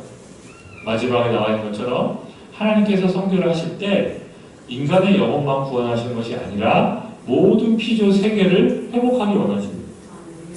로마서의 말씀처럼 우리의 죄 때문에 모든 피조 세계가 신음하고 있다고 사도 바울이 말하지 않았습니까? 그것처럼 오늘날 우리가 경험하는 기후 위기가 대표적인 현상인데 여러분 엊그저께 제가 아내와 산책을 하려고 저희 동네 공원을 걷고 있었는데 세상에 뭐가 피었다는 줄 아십니까? 철쭉이 피었어요. 11월인데 이게 무슨 일이죠? 철쭉은 왜 피었을까요? 날씨가 따뜻하니까 봄인 줄 알고 이 녀석이 꽃봉오리를 터뜨린 겁니다. 이게 누구의 잘못일까요? 철쭉의 잘못일까요? 우리의 잘못일까요? 저는 우리의 잘못이라 생각합니다. 인간이 더 많은 개발을 하고 자연을 훼손하고 자원을 무제한대로 써대서 아프리카에서는 홍수가 나고 추운 북극에서는 얼음이 다 녹아서 곰들이 살 곳이 없고 그 노가지 바닷물이 높아지면서 인도네시아 섬들은 잠기고 있는 시대. 여러분 우리가 코로나 3년을 겪으면서 깨달은 게 분명히 있죠. 코로나 때 아주 심각하게 코로나 번졌을 때 모든 사람들이 이동을 못하고 다 머물러 있었잖아요. 직장도 못 가고 공장도 안 돌아가고 그랬을 때 어떻게 됐죠? 첫 번째로 공기의 질이 좋아졌죠. 중국을 포함해서 전 세계 공기질이 확 좋아졌어요. 즉 인간의 탐욕스러운 활동이 사라지고 잦아들자 생태계의 생명들이 살아난다. 그 선교단체는 이런 관점에서 하나님께서 창조하신 피조세계 전체, 이 지구와 우주세계 전체가 하나님이 원래 창조하셨던 그 아름다운 모습을 회복하는 것이 선교의 한 가지 중요한 영역이다. 이렇게 믿는 것입니다. 그래서 그 선교단체 회의할 때는 절대 일회용 컵이나 일회용 플라스틱 용기를 쓰지 않습니다. 텀블러를 가져오게 하거나 아니면 이런 먹이장에 담아서 주고 나중에 설거지를 합니다. 그런 것들을 철저하게 지켜서 세상과 환경을 함께 살려내는 것이 하나님의 선교에 동참하는 일이라는 것입니다. 그래서 우리가 왜 환경을 돌보고 자원을 아끼고 대중교통을 이용해야 합니까? 여러 가지 건강, 경제적인 면 다 있지만 오늘 말씀에 비춰보면 하나님이 우리에게 그 일을 맡기셨기 때문이에요. 하나님이 천지를 창조하신 후에 아담에게 모든 동물의 이름을 지키게 하셨죠. 그리고 아담을 그것을 돌보는 청지기로 세워주셨어요. 그래서 아담의 역할은 하나님의 피조세계를 잘 돌보고 그것들이 하나님의 영광을 노래하도록 하는 것이었는데 아담의 욕심으로 인한 타락을 통해서 아담과 하와 인간만 멸망하게 된 것이 아니라 피조세계 전체가 다 그 고통과 아픔을 경험하게 된 것이잖아요. 이제 예수님께서 오셔서 그것을 회복하셨다면 이제 예수님의 부탁을 받고 파송을 받은 우리가 피조세계, 이 자연과 생태 환경들 모두를 살리고 회복하는 일에 나서야 한다는 것입니다. 그래서 우리가 쓰레기를 주술 때 선교하는 것입니다. 일회용을 사용하지 않을 때 하나님의 선교에 참여하는 것입니다. 대중교통을 활용하고 자동차 사용을 줄일 때 하나님 기뻐하시는 피조세계 회복을 돕는 일이 될 수 있다는 것입니다.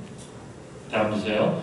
그래서 제가 드리고자 하는 얘기가 그 감동적인 교회 중에 하나인 껌베따입니다. 이 교회는 태국 북부 치앙마이라는 곳에 있는 그 카렌족이라는 소수 부족의 교회입니다. 이 교회는 약 수십 년 전에 미국에서 한 여자 선교사님이 들어가서 사역을 하셨어요. 근데 그 마을에서 5년 넘게 사역했는데 단 한 명의 크리스찬도 얻지 못합니다. 그리고 이 선교사님들은 너무 힘들고 낙심이 되어서 우리가 잘못 왔나 보다. 하나님의 선교가 실패했구나 하고 선교단체랑 합의해서 철수했어요. 돌아가 버리셨어요. 그런데 그때 그 마을에서 이 선교사님들이 돌아가게 만들었던 제일 큰 원인은 무당이었어요. 그 마을에 무당이 있었는데 마을에 소들이 죽는 전염병이 돌자 무당이 뭐라고 그랬냐면 저 백인 여자가 이 마을에 살기 때문에 흉년이 들고 소가 죽는 것이다. 그러니까 사람들은 이 흉년이 들고 소가 죽으니까 어떻게라도 해보려고 그냥 그 백인 여자를 계속 핍박해서 쫓아내려고 했거든요. 근데 선교사님이 안 나가고 이제 버텼는데 결국 선교사님도 오래 못 버티고 물러나게 됐어요. 그래서 무당이 이제는 흉년이 안 들고 소들 가축도 안 죽고 잘 될 것이다. 큰 소리를 쳤는데 웬걸요? 할수록 더 흉년이 심해집니다. 그래서 마을 사람들이 무당에 대한 신뢰를 잃어버렸는데 그러고 있다 얼마 후에 그 마을에 그 아까 철수한 여자 선교사님이 복음을 전했던 사람들 가운데 한 명, 두 명씩 예수를 믿게 됩니다. 이 무당이 틀렸구나. 무당이 잘못됐구나를 깨달으면서 그 서양에서 온 미국 여자가 전했던 하나님이 뭐지? 하고 다시 관심을 갖게 되면서 자연스럽게 예수를 믿는 가정이 생겨났어요. 그래서 약 10가정 정도가 예수를 믿게 되었다는 거예요. 그런데 무당이 그 10가정을 눈에 가시같이 생각한 것이죠. 그래서 계속 그 가정을 몰아내기 위해서 마을 주민들을 선동했습니다. 우리가 행복하게 잘 살기 위해서는 저 예수 믿는 것들을 쫓아내야 된다. 그렇지 않으면 우리 또 흉년이 들고 또 소가 죽을 것이다. 그럼 마을 사람들은 또 그 말에 겁을 먹고 이 사람들을 핍박하는 거예요. 근데 10가정의 크리스찬들이 정부 당국, 즉 동사무소 직원, 그 동네에서는 이제 행정 직원들이 되게 중요한 권세가 있거든요. 거기에 중재를 요청했어요. 그래서 이 공무원이 나와서 양쪽 조사를 해봤어요. 필요가 뭐냐? 그랬더니 마을에서는 이 사람을 쫓아내려고 하는 것이었어요. 그래서 공무원이 중재했어요. 3가지 중에 하나를 해라. 첫 번째, 예수를 믿지 마라. 두 번째, 마을을 떠나서 이사를 가라. 세 번째, 이 마을에서 제사를 드릴 때 필요한 소 한 마리를 너희들이 사주는 것으로 합의를 해라. 근데 첫 번째, 두 번째는 다 무당이나 마을 사람들이 원하는 것이었기 때문에 이 10명의 성도들은 가난하지만 어쩔 수 없이 돈을 모으고 빚을 내서 소 한 마리 살 값을 내놓은 거예요. 그래서 무당이 이제 자기도 완벽히 이기지 못했지만 잘 됐다고서 구슬해서 저놈들 마저 내쫓아야지 했는데 얼마 있다가 그 무당이 죽어버린 거예요. 그래서 사람들은 깨달았죠. 이거 뭔가 이상하다. 그리고 이 10명의 성도들이 어렵게 가난한데도 돈을 모아준 거, 그리고 마을에 해를 끼치지 않은 것을 깨닫게 되면서 마을 사람들이 변화가 됐어요. 그래서 그 소를 살려고 냈던 그 돈을 가지고 성도들이 세운 교회가 바로 저 험배땅의 교회입니다. 마을 입구에 교회를 세웠고, 그로부터 크리스찬들이 한 명, 두 명씩 생겨나서 지금 저 교회가 수십 명의 카렌족이 예배드리는 교회가 된 것입니다. 길게 말씀드렸지만 이 일 가운데 서양 선교사님과 선교단체는 실패했다고 믿고 철수했잖아요. 돌아가 버렸어요. 하지만 그로부터 시간이 흐를수록 오히려 하나님의 선교는 흥왕해서 그 가정이 자발적으로 예수를 믿게 되고 10 가정이 모이게 되고 마을 사람들을 변화시켜서 무당은 오히려 내쫓고 그 마을에 하나님의 교회를 세우는 역사들이 일어났습니다. 여러분, 이 선교는 누가 한 것입니까? 하나님께서 하신 것입니다. 선교사도, 선교단체도, 심지어 선교사들까지도 다 포기하고 우린 실패했어 하고 좌절하고 낙심하고 돌아갔지만 하나님은 실패하지 않으셨습니다. 하나님의 보내심은 오늘도 역사하고 있습니다. 제가 저 교회 가서 예배를 드리는데 너무 감격스럽더라고요. 저 교회가 저 마을 입구에 서 있는데 마을을 이렇게 내려다보는 높은 곳에 있거든요. 그래서 저희가 함께 가서 마을을 축복하면서 이 마을이 하나님의 복을 받아들일 수 있게 해주세요. 기도하고 왔거든요. 여러분, 그걸 통해서 저는 겸손하게 깨달았습니다. 정말 성교는 우리가 하는 게 아니다. 우리의 열정, 우리의 헌신을 하는 것이 아니라 하나님께서 하고 계신다. 우리가 실패했다고 믿을 그때에도 하나님의 역사하시고 하나님의 때가 되면 하나님께서 직접 열매도 거두시고 성취도 하신다. 그것을 믿는 마음으로 우리는 열심히 주신 소명을 감당하면 된다. 여러분이 일상 속에서 선교사로 살아가셔야 합니다. 가족에게 복음을 전해야 하고 직장 동료에게 복음을 전하고 마을을 바꾸기 위해서 애쓰시고 지역의 변화를 위해서 애쓰셔야 합니다. 그러나 그게 쉬울까요? 가족 전도처럼 어려운 것도 없죠. 지역 주민들을 섬기는 것도 결코 쉬운 일이 아니죠. 그러나 하나님이 나를 그곳에 보내셨다고 믿는다면 여러분 겸손하고 긴 인내하는 믿음으로 묵묵히 그 일들을 계속 해나갔으면 어떨까요? 때가 되면 저 뽕배따의 교회 역사하신 하나님께서 그렇게 역사하셔서 여러분의 기도와 헌신을 받으신 하나님께서 어느 때 가족도 구원시키고 가정도 변화시키고 지역사회와 우리 마을도 하나님 나라로 바꾸어 가실 것입니다. 그 믿음을 갖고 오늘도 선교사다운 삶을 살아가는 저 여러분이 되면 좋겠습니다. 다음 슬라이드 주시죠.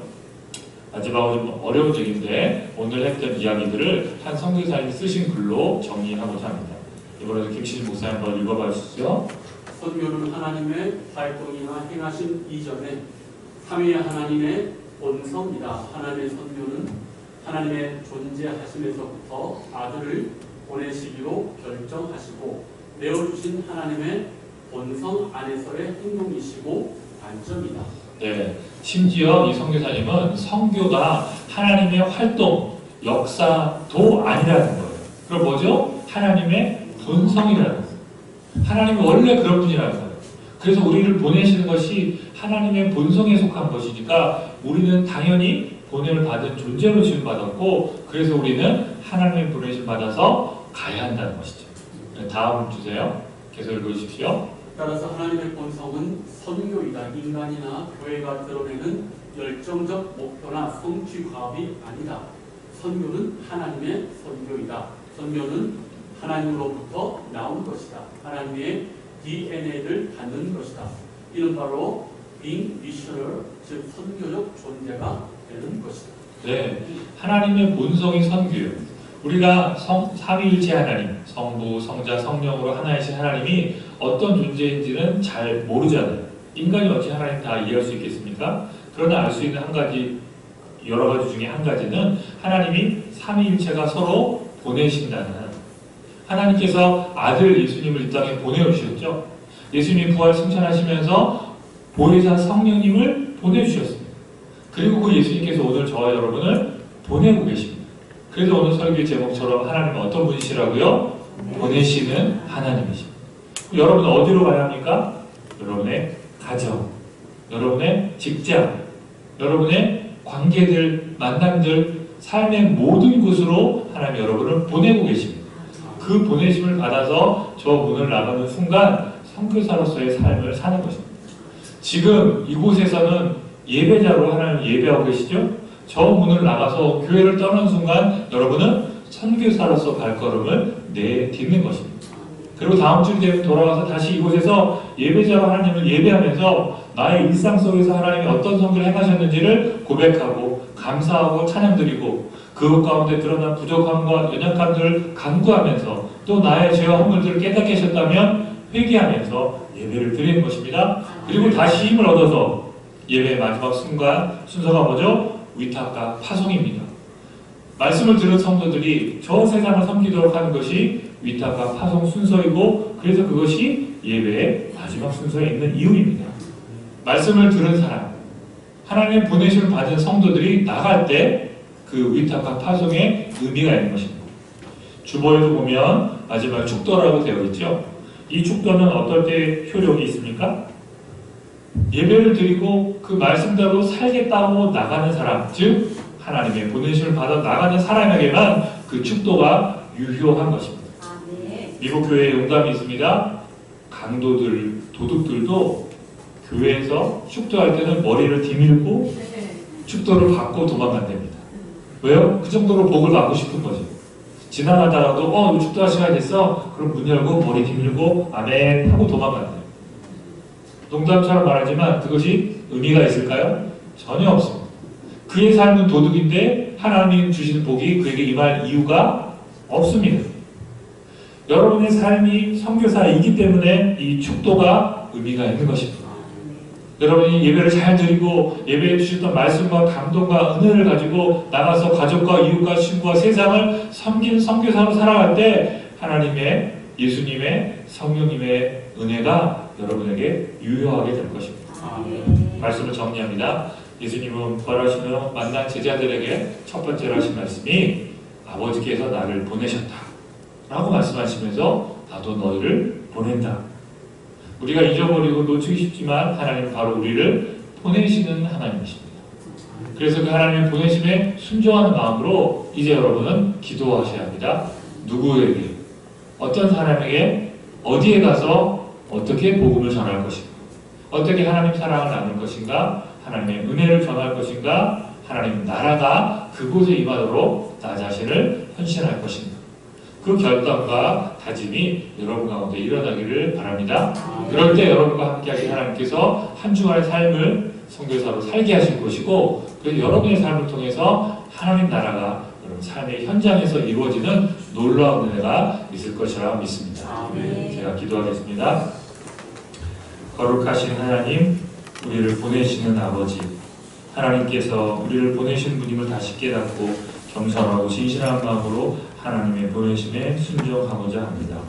사랑하는 희락교회 모든 성도들이 하나님의 보내심을 받은 선교사임을 깨닫고 자신의 가정과 삶의 터전, 그 모든 곳에서 만나는 이들에게 하나님의 말씀을, 사랑을, 은혜를, 무엇보다 하나님 나라를 전하며 선교사다운 삶을 살아낼 수 있도록 도와주시고 역사하여 주시옵소서. 감사드리며 우리를 보내주시는 예수 그리스도의 존귀한 이름으로 기도드리옵나이다. 네. 신약대 83면 우리 다 같이 함께 찾으셨으면 우리 합독하도록 하겠습니다. 20장 21절 큰 소리로 시작. 예수께서 또 이르시되 너희에게 평강이 있을지어다. 아버지께서 나를 보내신 것 같이 나도 너희를 보내노라. 아멘. 예, 이 시간 우리 강산 목사님, 제가 잠시 소개합니다. 조계호 목사님께서는 이제 한국 누가회에 지금 간사로 계시면서 20년, 예, 23년째입니다. 한국 누가회가 한국의 의대생들 그리고 의사분들을 이렇게 함께 동역하는 이 사역이어서 말씀 이렇게 들어보니까 하여튼 의대 쪽은 다 이렇게 가서 예배 인도하고 말씀 이렇게 증거하고 이렇게 하시는 것 같아요. 그래서 신대원에서도 우리 동기도 그때부터 졸업하고 나서 계속 이 사역에 한물을 이렇게 파시고 또 여러 간증과 선교에 이렇게 많이 또 다니셔서 오늘 이렇게 모셨습니다. 오늘 우리 목사님 나오셔서 보내시는 하나님 이런 말씀으로 이렇게 말씀 증거하실 때 큰 은혜의 시간 되시길 바라고 우리 나오시면 우리 좋은 귀한 말씀 전해달라고 우리 환영하는 말로 할렐루야 할까요? 그렇게 한번 할까요? 예, 우리 한번 모시겠습니다. 할렐루야. 하나님을 찬양합니다.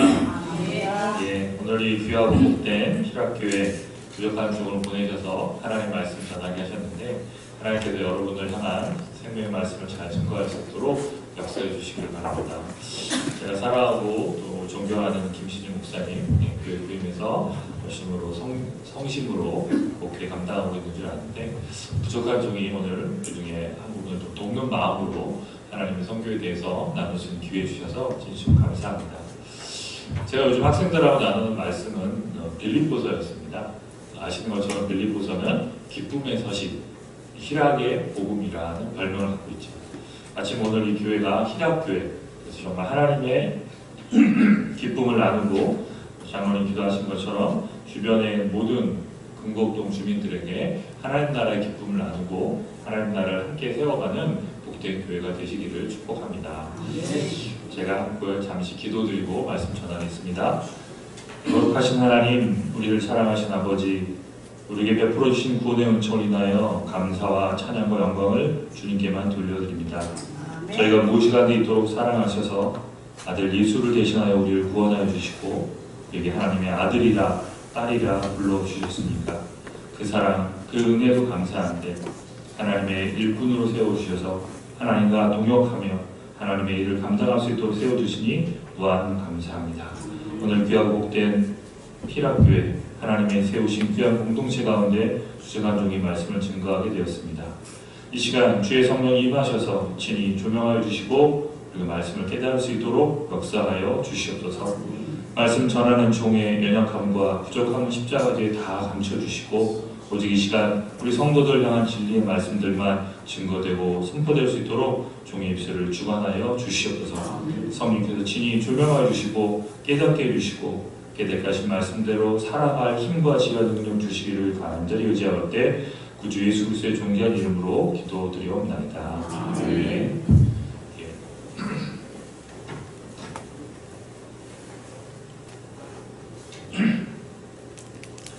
직업병 아닌 직업병이 있어서 설교를 할 때 목을 축이지 않으면 나중에 목소리가 잘 안 나옵니다. 제가 물 마시는 걸 너무 부러워하지 마시고요. 여러분도 내려가서 드시면 되겠습니다.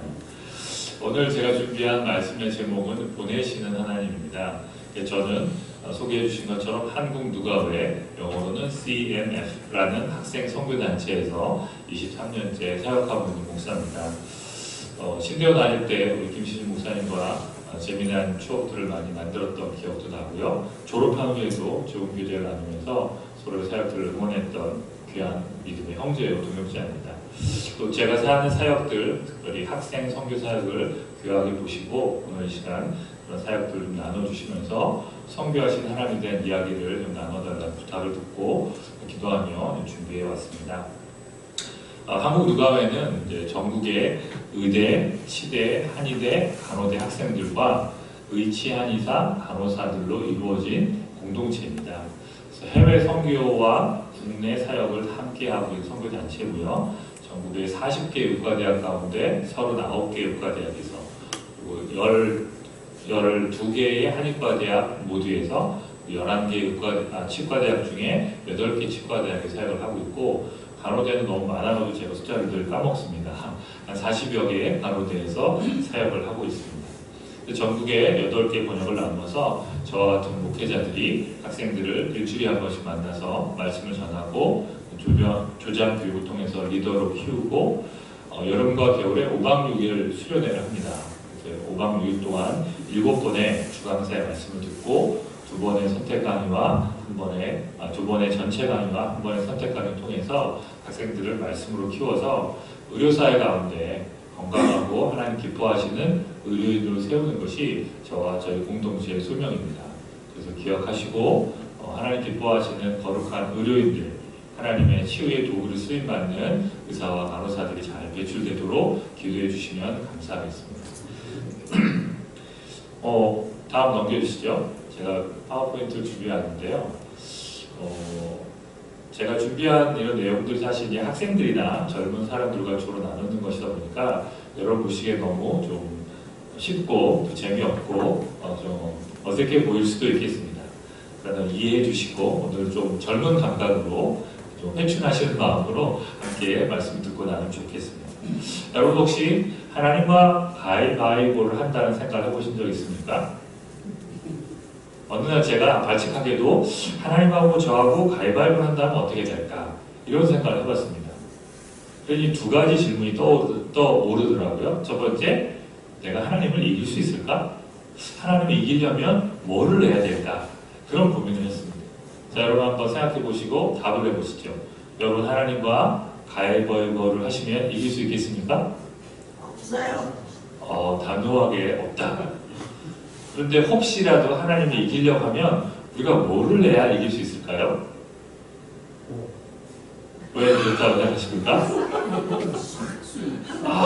역시 넓으신 마음으로 뭐를 해서 보자기로 싹 쌓아야 되면 하나님이 더 넓으실 것 같은데요. 우리 하나님 다 쌓기는 어렵지 않을까? 근데 정답이었습니다. 다음을 주시죠. 오늘 설교의 제목이 뭐죠? 보내시는 하나님. 하나님은 뭐를 내십니까? 보내십니다. 그래서 우리가 하나님 이기려면 어떻게 하면 되죠? 가위만 내면 됩니다. 너무 썰렁한 아재 개그인데 아직 잘 이해를 못하신 몇 분도 계신 것 같고요. 하나님 우리를 항상 세상으로 보내고 계십니다. 그래서 그 하나님이 보내시기 때문에 우리는 가위바위보를 할 때 가위만 내면 이긴다. 이런 농담을 재밌게 해보았습니다. 어떤 강사님이 설교하시면서 하나님 우리를 보내시는 분이다 라고 하면서 5가지 손가락 모양으로 하나님의 보내심을 설명해 주셨는데 그걸 보면서 제가 느꼈죠. 하나님을 보내시니까 나는 가위를 내면 되겠구나. 그랬던 생각이 납니다. 근데 단순히 유머로서 농담으로서만이 아니라 성경을 묵상하다 보면 하나님에 대한 여러 이해가 있는데 오늘 본문에서는 하나님이 보내시는 하나님으로 등장합니다. 공독해 주신 요한복음 20장 21절 말씀은 예수님께서 부활하신 다음에 제자들을 만났을 때 하신 첫 번째 말씀입니다. 물론 그 앞에 19절에 보면 예수님께서 제자들을 만나서 처음에 너에게 평강이 있을지어다 라고 말씀하셨다고 되어 있습니다. 이것은 말씀이라기보다 유대인들의 인사법이었죠. 샬롬, 평안하지 라고 안녕하세요 하는 인사말이었던 것이죠. 그리고 오늘 21절에 보면 평강할지어다라는 말을 또 하시고 그 다음에 하신 말씀이 오늘의 본론이죠. 아버지께서 나를 보내신 것 같이 나도 너희를 보낸다. 짧은 한 구절에서 보낸다는 동사가 2번이나 반복됩니다. 이것은 예수님께서 하나님이 어떤 분이신지를 말씀해 주시는 중요한 힌트라고 생각이 되었습니다. 오늘의 본문은 예수님께서 부활하신 다음에 제자들을 만나서 첫 번째 하신 말씀입니다. 이른바 부활 후 제1성. 이것은 부활하신 예수님이 가장 중요하게 여기는 말씀이라는 뜻이겠죠. 그러면 예수님이 처음 오셨을 때 공생애를 시작하시면서 하셨던 제1성은 무엇이었습니까? 회개하라, 천국이 가까웠느니라. 네, 예수님은 공생애를 시작하시는 제1성 첫 번째 말씀으로 하나님 나라를 선포하신 것입니다. 당신의 사역이 앞으로 이어질 당신의 역사가 하나님 나라가 무엇인지를 세상에 선포하고 보여주기 위한 것이다 라는 것을 요약하시듯이 회개하라 천국에 가까웠다 말씀하셨습니다.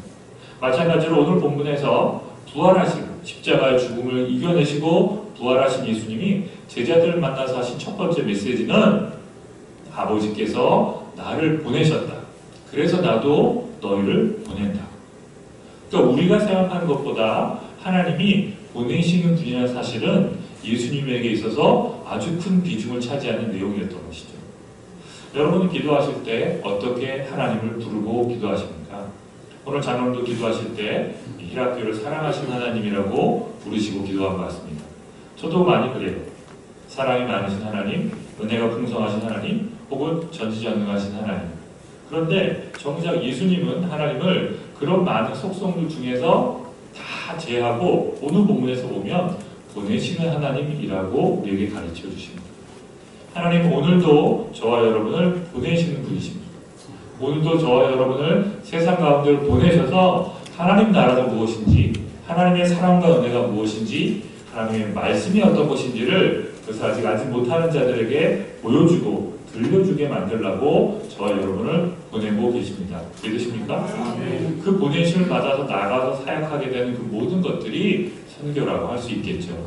그래서 오늘 저는 그 보내시는 하나님을 중심으로 하나님의 선교에 대한 이야기를 드리고자 합니다. 네, 다음 보세요. 선교란 무엇일까요?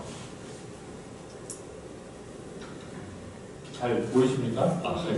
잘 안 보이시는 것 같은데 여러분 평소에 선교하면 어떤 것이 먼저 떠오르셨습니까? 어떤 이미지, 어떤 사람, 어떤 사건들이 떠오르셨겠죠? 그것을 잘 간직하시고 두 번째 더 중요한 질문은 우리는 왜 선교를 해야 될까요? 교회에서 선교하라는 얘기는 많이 들었습니다. 그런데 우리 중에 상당수의 분들은 왜 선교해야 되는지에 대한 이유를 잘 찾지 못하고 있는 것 같습니다.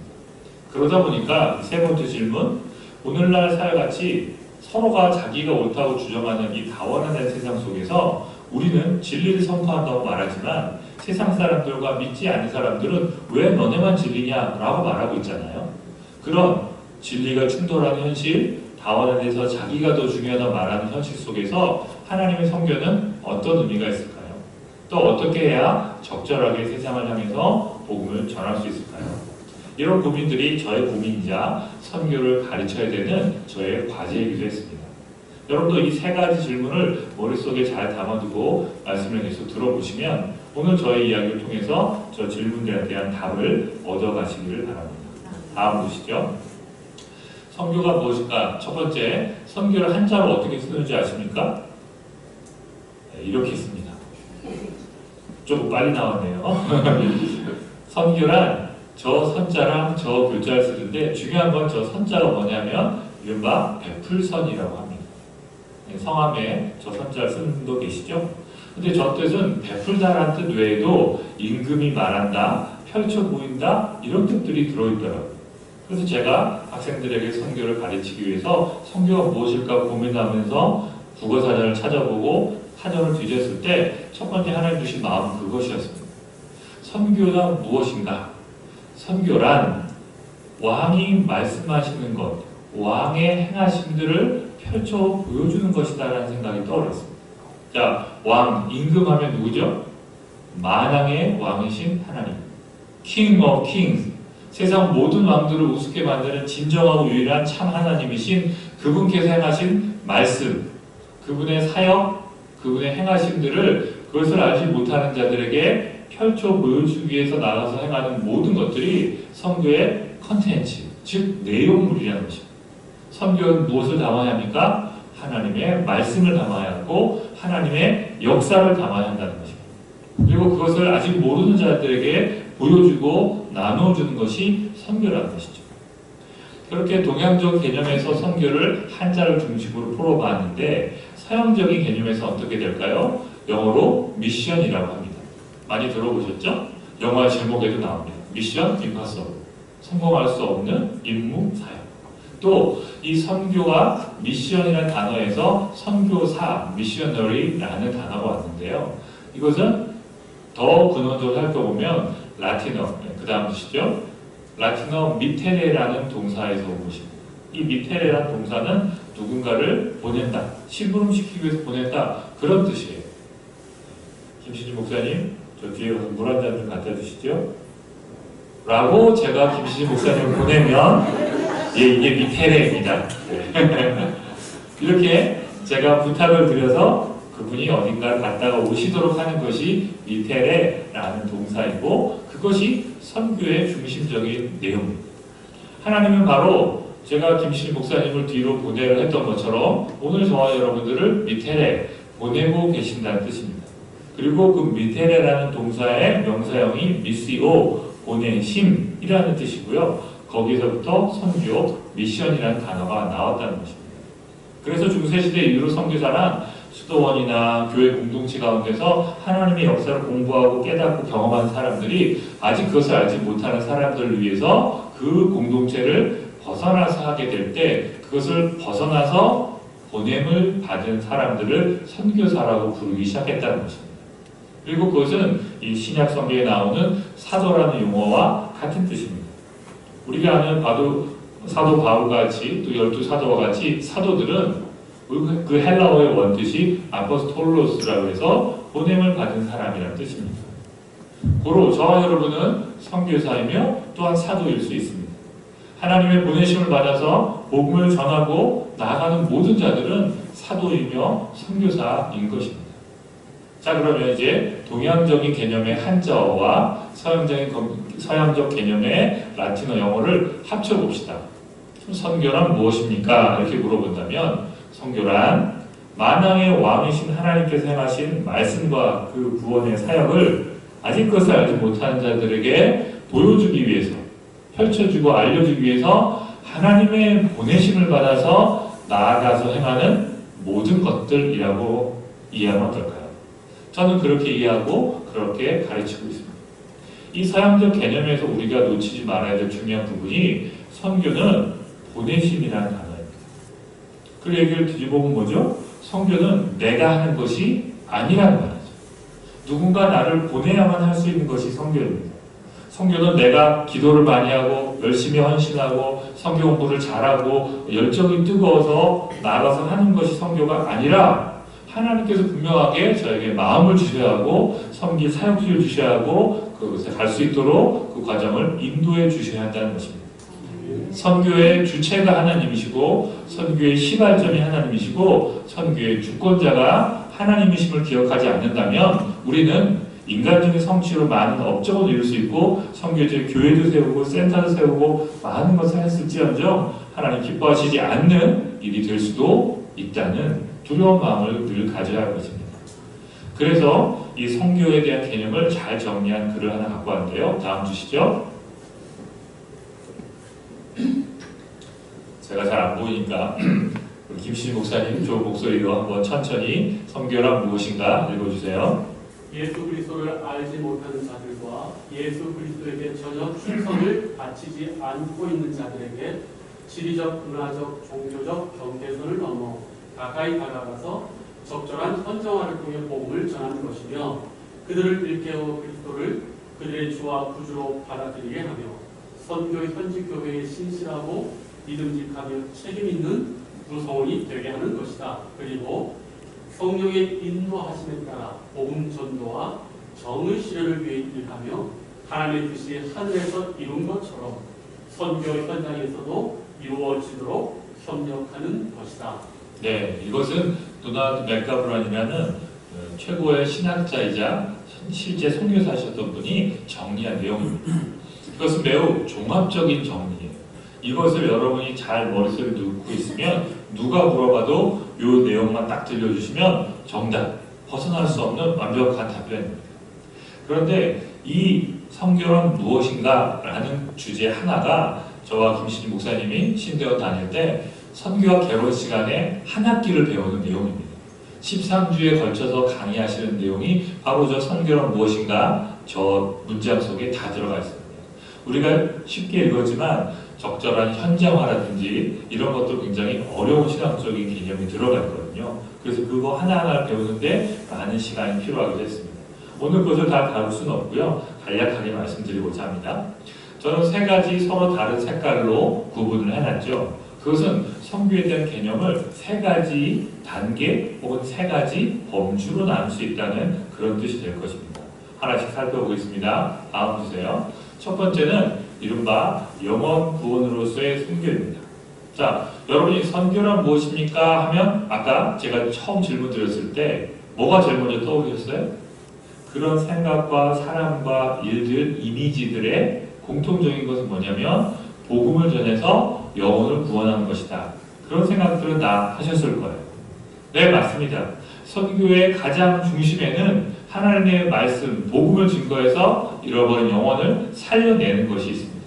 아직 예수를 알지 못하는 사람들, 예수님을 안다고 해도 거짓된 충성, 즉 겉으로는 교회 다닌 척하지만 신실하게 제자의 삶을 살지 못하는 자들에게 하나님이 누구이신지, 그 사람과 그 은혜가 얼마나 놀라운 것인지를 전하고 나누어서 각성시키고 깨닫게 해서 그들을 구원해내는 일, 이것이 선교의 핵심입니다.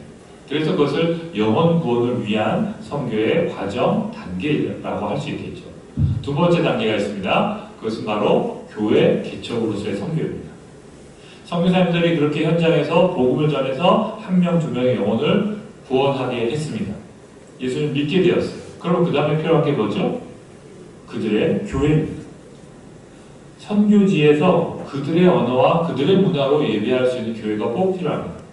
히브리서의 말씀처럼 장작불이 서로 쌓이지 않으면 불이 타오를 수 없는 것처럼 그 한 사람이 예수를 믿었다 할지라도 그 사회 전체가 예수를 믿지 않기 때문에 그가 믿음을 지키기엔 너무나 어렵지 않겠습니까? 그래서 믿음의 공동체가 필요합니다. 히라 교회처럼 함께 모여서 말씀 나누고 삶 나누고 기도하고 뜨겁게 예배하는 공동체가 없다면 그 믿음을 유지할 수가 없겠죠. 그래서 선교사님들이 하는 일은 뭐냐? 그분들의 언어와 그분들의 문화로 그분들이 교회를 세우도록 돕는 것입니다. 그래서 여러분이 만나는 선교사님들에게 무슨 사역을 하십니까? 라고 물어보면 대부분 이 첫 번째, 두 번째 단계에 해당합니다. 복음을 전하고 교회를 세우고 제자를 만들고 그 사람들을 교회 지도자로 세우고 위에서 신학교 강의를 하시고 이런 과정들이 다 첫 번째, 두 번째 단계의 선교에 해당하는 것이죠. 문제는 그걸 더 중요한 것은 여기에서 그치지 않는다는 것이죠. 선교는 그 다음 세 번째 단계로 나가야 하고 그것이 우리의 궁극적인 목표입니다. 세 번째 단계 뭘까요? 바로 하나님 나라를 추구하는 선교입니다. 앞에서 말씀드렸을 때도 예수님께서 이 땅에 공생의 사역을 시작하실 때 제1성으로 회개하라 천국이 가까웠다라고 선포하셨죠. 예수님은 결국 하나님 나라가 무엇인지를 보여주기 위해 이 땅에 오셨기 때문에 우리들의 모든 예배와 선교와 삶의 궁극적인 목적은 하나님 나라에 있습니다. 그래서 선교지에서도 그 영혼 한 명, 두 명을 구원하여 예수 믿게 만드는 것뿐만 아니라 또 그들이 함께 모여서 예배할 수 있는 공동체를 세우는 것뿐만 아니라 그 공동체가 그 현지 교회가 현지의 사회와 현지의 나라 문화를 바꾸어서 그 땅에도 하나님 나라가 세워지도록 하는 것이 선교의 궁극적인 목표인 것입니다. 여러분 대한민국에도 120여 년 전에 많은 선교사님들이 들어오셔서 우리의 문화를 바꾸고 우리의 사회를 바꾸면서 하나님 나라가 임하도록 헌신해 오지 않으셨습니까? 한국 교회 역시 지나간 교회 역사들이 한국 사회를 발전시키고 경제를 일으키고 교육을 변화시키는데 커다란 공헌을 해왔음을 세상도 인정하는 바입니다. 마찬가지로 우리가 하는 선교 사역이나 그 나라에 필요한 하나님 나라, 그 나라의 어느 부분이 약하고 어느 부분이 문제가 있는지를 면밀히 살펴서 그곳에서 하나님의 뜻이 드러나게 하고 하나님 사랑이 나타나게 하고 결국 하나님 나라, 하나님의 임재가 체험되는 그것을 만들어내는 것이 선교의 궁극적인 목표입니다. 그래서 선교에 대한 생각들을 첫 번째, 두 번째 단계에 머물게 되면 자꾸 사역으로 선교를 치환해 버립니다. 선교 그러면 일하는 것이에요. 선교 그러면 뭐 복음전도 사역이든 센터를 세우든 제자를 양육하든 그래서 그 사역은 누가 하는 거죠? 선교사님들이 하는 거예요. 해외 선교사님들이 하는 것이고 타문화 사역하시는 분들이 하는 것이지 우리는 일반적인 성도들, 한국에 있는 크리스찬들은 선교하는 게 아니라는 생각을 많이 해왔습니다. 그런데 이 세 번째 단계 하나님 나라를 추구한 선교에서 뭘 말씀드리죠? 우리의 삶 전체가 하나님 나라가 되어야 한다는 것입니다. 대한민국의 교육과 사회가 복음을 통해서 변화되었던 것처럼 또 아직도 우리 사회가 하나님 나라를 향해서 변화되어 가야 하는 것처럼 우리의 일상 전체도 하나님 나라로 바뀌어야 합니다. 오늘 주일이라서 아침에서 예배를 드리시고 지금 이 오후 시간에 예배를 드리시는 귀한 여러분, 이제 주일날 예배만이 아니라 월요일부터 토요일까지 우리 평일의 삶도 하나님 받으실 만한 예배가 되어야 하지 않을까요? 마찬가지로 우리 삶 전체가 하나님께서 보내심을 받은 선교적인 삶을 삶이라는 것을 이해하고 깨닫는 것이 필요하다는 말씀을 드리는 것입니다. 그래서 다음 주세요. 요즘 성교계에서 가장 큰 화두가 되는 것은 한 번 더 눌러주세요. 왜 성교해야 되는가? 라는 질문에 대한 답을 찾는 것입니다. 다음 주세요. 예수님께서 왜 성교해야 되는가에 대한 답을 이미 해주셨습니다. 유명한 예수님의 대위임령이라는 말씀이죠. 마태복음 28장인데요. 우리 다 함께 한번 읽어보실까요? 시작! 그러므로 너희는 가서 모든 민족의 세자로 삼아 아버지와 아들과 성령의 이름으로 세례를 베풀고 내가 너희에게 이루한 모든 것을 가르쳐 지키게 하라. 볼지어다 내가 세상 끝날까지 너희와 항상 함께 있으리라 하시니라. 아멘. 많은 분들이 좋아하는 말씀이죠. 왜? 특별히 마지막 구절에 내가 너희와 항상 함께 있겠다. 이 약속의 말씀이 너무 좋으니까. 그리고 불안하고 두려울 때 힘겨운 삶의 현장에서 이 말씀을 붙들게 됩니다. 네, 그것도 귀하지만 사실 이 말씀은 바로 예수님께서 부활하시고 승천하시기 직전에 제자들에게 주신 명령입니다. 이것은 명령입니다. 아버지와 아들과 성령의 이름으로 세례를 베풀고 제자를 삼아서 내가 하고자 했던 하나님 나라 사역을 끝까지 완수해내라는 명령입니다. 근데 그것을 대위임령이라고 했습니다. 여러분, 그냥 명령과 위임령은 뭐가 다를까요? 명령은 아까 제가 말씀드렸던 것처럼 김 목사님 물 좀 떠다 주세요. 그러면 김 목사님은 별다른 고민할 게 없죠. 그냥 가서 물 하나 떠다 주면 돼요. 그런데 제가 김 목사님한테 목사님 제가 이번에 태국에 단기 선교를 가야 되니까 목사님 선교 계획을 좀 세워주세요. 이렇게 부탁하면 어떻게 되죠?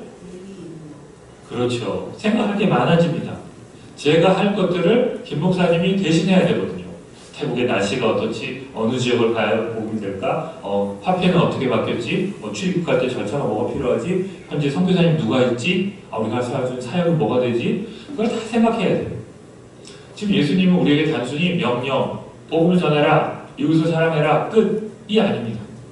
내가 하나님 나라를 너희한테 가르치고 이 땅에 선포했던 것처럼 너희도 이제 너희들의 삶 전체를 통해서 하나님 나라가 무엇인지를 보여줘야 한다라고 그분이 하셨던 일을 저희에게 맡겨주신 것입니다. 그것이 위임이라는 뜻 아닙니까? 권한을 맡겨주신 것이고 책임을 맡겨주신 것입니다. 이제 성도 여러분께서 여러분의 삶의 현장에서 예수님처럼 하나님 나라의 말씀을 전해야 되고 사랑을 나눠야 되고 하나님 나라가 무엇인지를 저 세상 가운데 보여줘야 한다는 것입니다. 그래서 다음 주시죠. 이 본문에서 너희란 단어를 붉은 글씨로 표시했는데 너희는 누구입니까? 1차적으로 이 말씀을 들었던 사도들, 제자들입니다. 그런데 다음 주세요. 그 사도들과 제자들을 통해서 하나님은 교회를 세우시고 복음이 전파되게 하셔서 저 여러분이 예수를 믿게 되었잖아요. 이제 저 너희라는 단어 속에는 모든 크리스찬들이 들어가 있는 것입니다. 바로 저희에게 주신, 오늘 저와 여러분에게 주신 말씀이라고 받아들이게 되는 것입니다. 그래서 선교는 선택할 수 있는 조건이 아니라 필수적이고 의무감으로 해야 되는 것입니다. 왜 선교를 해야 되느냐고요? 예수님의 명령, 정확하게는 예수님의 위임령입니다. 예수님이 우리에게 부탁하신 것, 우리에게 맡겨주신 사역이에요. 예수님이 하셨던 그 놀라운 일을 우리에게 하기를 기대하면서 맡겨주셨기 때문에 우리는 두렵고 떨림으로 감사함으로 그 위임을 받아내야 하는 것입니다. 한 번 더 눌러주세요. 그래서 오늘날 우리는 모두가 선교사라고 말할 수 있고 우리 삶 전체가 선교라고 말하는 것입니다. 앞에 말씀드렸죠? 선교사가 누구냐? 보냄을 받은 사람이 선교사예요. 자, 여러분 선교사로 보냄 받으셨습니까? 안 받으셨습니까? 받으셨죠? 네, 하나님을 믿는 순간 여러분 모두는 복음을 전하라, 하나님의 사랑을 나타내라, 하나님 나라가 무엇인지를 보여줘라 하는 명령, 보내심의 명령을 받았습니다. 그래서 여러분, 우리 모두는 선교사입니다. 그래서 더 중요한 두 번째 문장에 있는 것처럼 더 중요한 부분은 우리가 선교사이기 때문에 우리가 사는 삶 전체가 선교가 되는 것입니다. 선교 행위를 하는 것입니다. 이제 여러분 이 문을 나가서 사람들을 만나고 식사를 하시고 차를 운전하고 커피를 마시고 내일 직장에 가서 일을 하시고 하는 그 모든 과정이 하나님의 선교에 들어가 있다는 것입니다. 주일날 예배 드리고 월요일부터는 아무렇게 해도 살아도 되는 것이 아닌 것처럼 지금 여러분이 선교사이시기 때문에 나가서 행하는 모든 일들이 하나님의 선교라는 마음으로 두렵고 떨림으로 자신을 성찰하고 돌아보아 하나님 백성답게 살아야 될 거룩한 책무가 있다는 것입니다. 예수님이 저와 여러분에게 그걸 부탁하셨습니다. 하나님 나라가 무엇인지를 저 세상에 선포해라. 하나님 나라가 무엇인지를 세상 사람들이 알게 해라. 그러면서 우리를 보내신 것입니다. 다음 주세요. 그래서 오늘날 선교계의 가장 큰 이슈는 죄송합니다. 영어로 missional life, 선교적인 삶입니다. 다른 말로 하면 일상 속에서의 선교입니다. 그 말은 뭐냐면 이제까지 우리의 선교인 이해는 뭐였죠? 선교와 우리의 삶이 구분되어 있는 거예요. 떨어져 있는 거예요.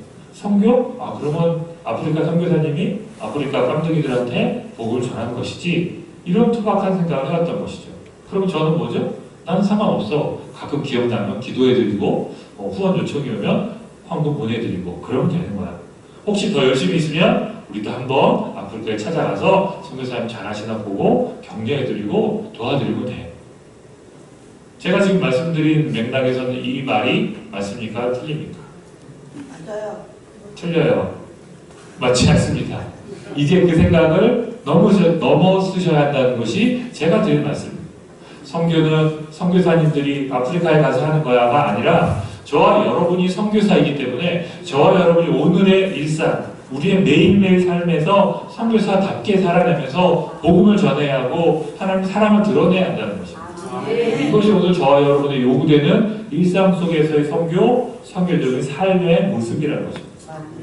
그래서 다음 주세요. 이 이야기가 질문을 다시 묻잖아요. 자, 선교사란 누구입니까? 미션을 감당하는 사람. 어떤 미션이죠? 그 미션은 하나님께서 보내셨다는 거예요. 하나님의 보내심을 받은 모든 사람이 선교사입니다. 그럼 여러분 선교사입니까? 아닙니까? 맞습니다. 여러분 선교사입니다. 이제 선교사답게 사셔야 합니다. 또 선교사 우리와 늘 구분했던 게 뭐죠? 그분은 가는 선교사고 우리는 보내는 선교사예요. 그래요. 우리는 보내놓고 기도하고 후원하는 분들이니까 보내는 선교사예요. 근데 가지는 않아도 돼. 근데 이렇게 구분을 하게 되면 중요한 차이점이 있습니다. 가는 선교사라고 말하는 분들의 문제는 뭘까요? 교만해질 수 있어요. 나는 헌신하고 이 땅에서 편리한 삶, 가족과 친구들 다 내려놓고 아프리카에 가서 10년, 20년 고생하고 뼈를 묻을 각오로 헌신하는데 당신들은 뭐야? 당신들은 헌신하지 않고 기도도 하지 않고 당신들은 이득들이 차냐? 당신들은 믿음이 없는 거야? 라는 생각이 마음속에 올라올 수가 있죠. 그래서 선교 열심히 안 한 사람들을 정죄할 수 있는 거예요.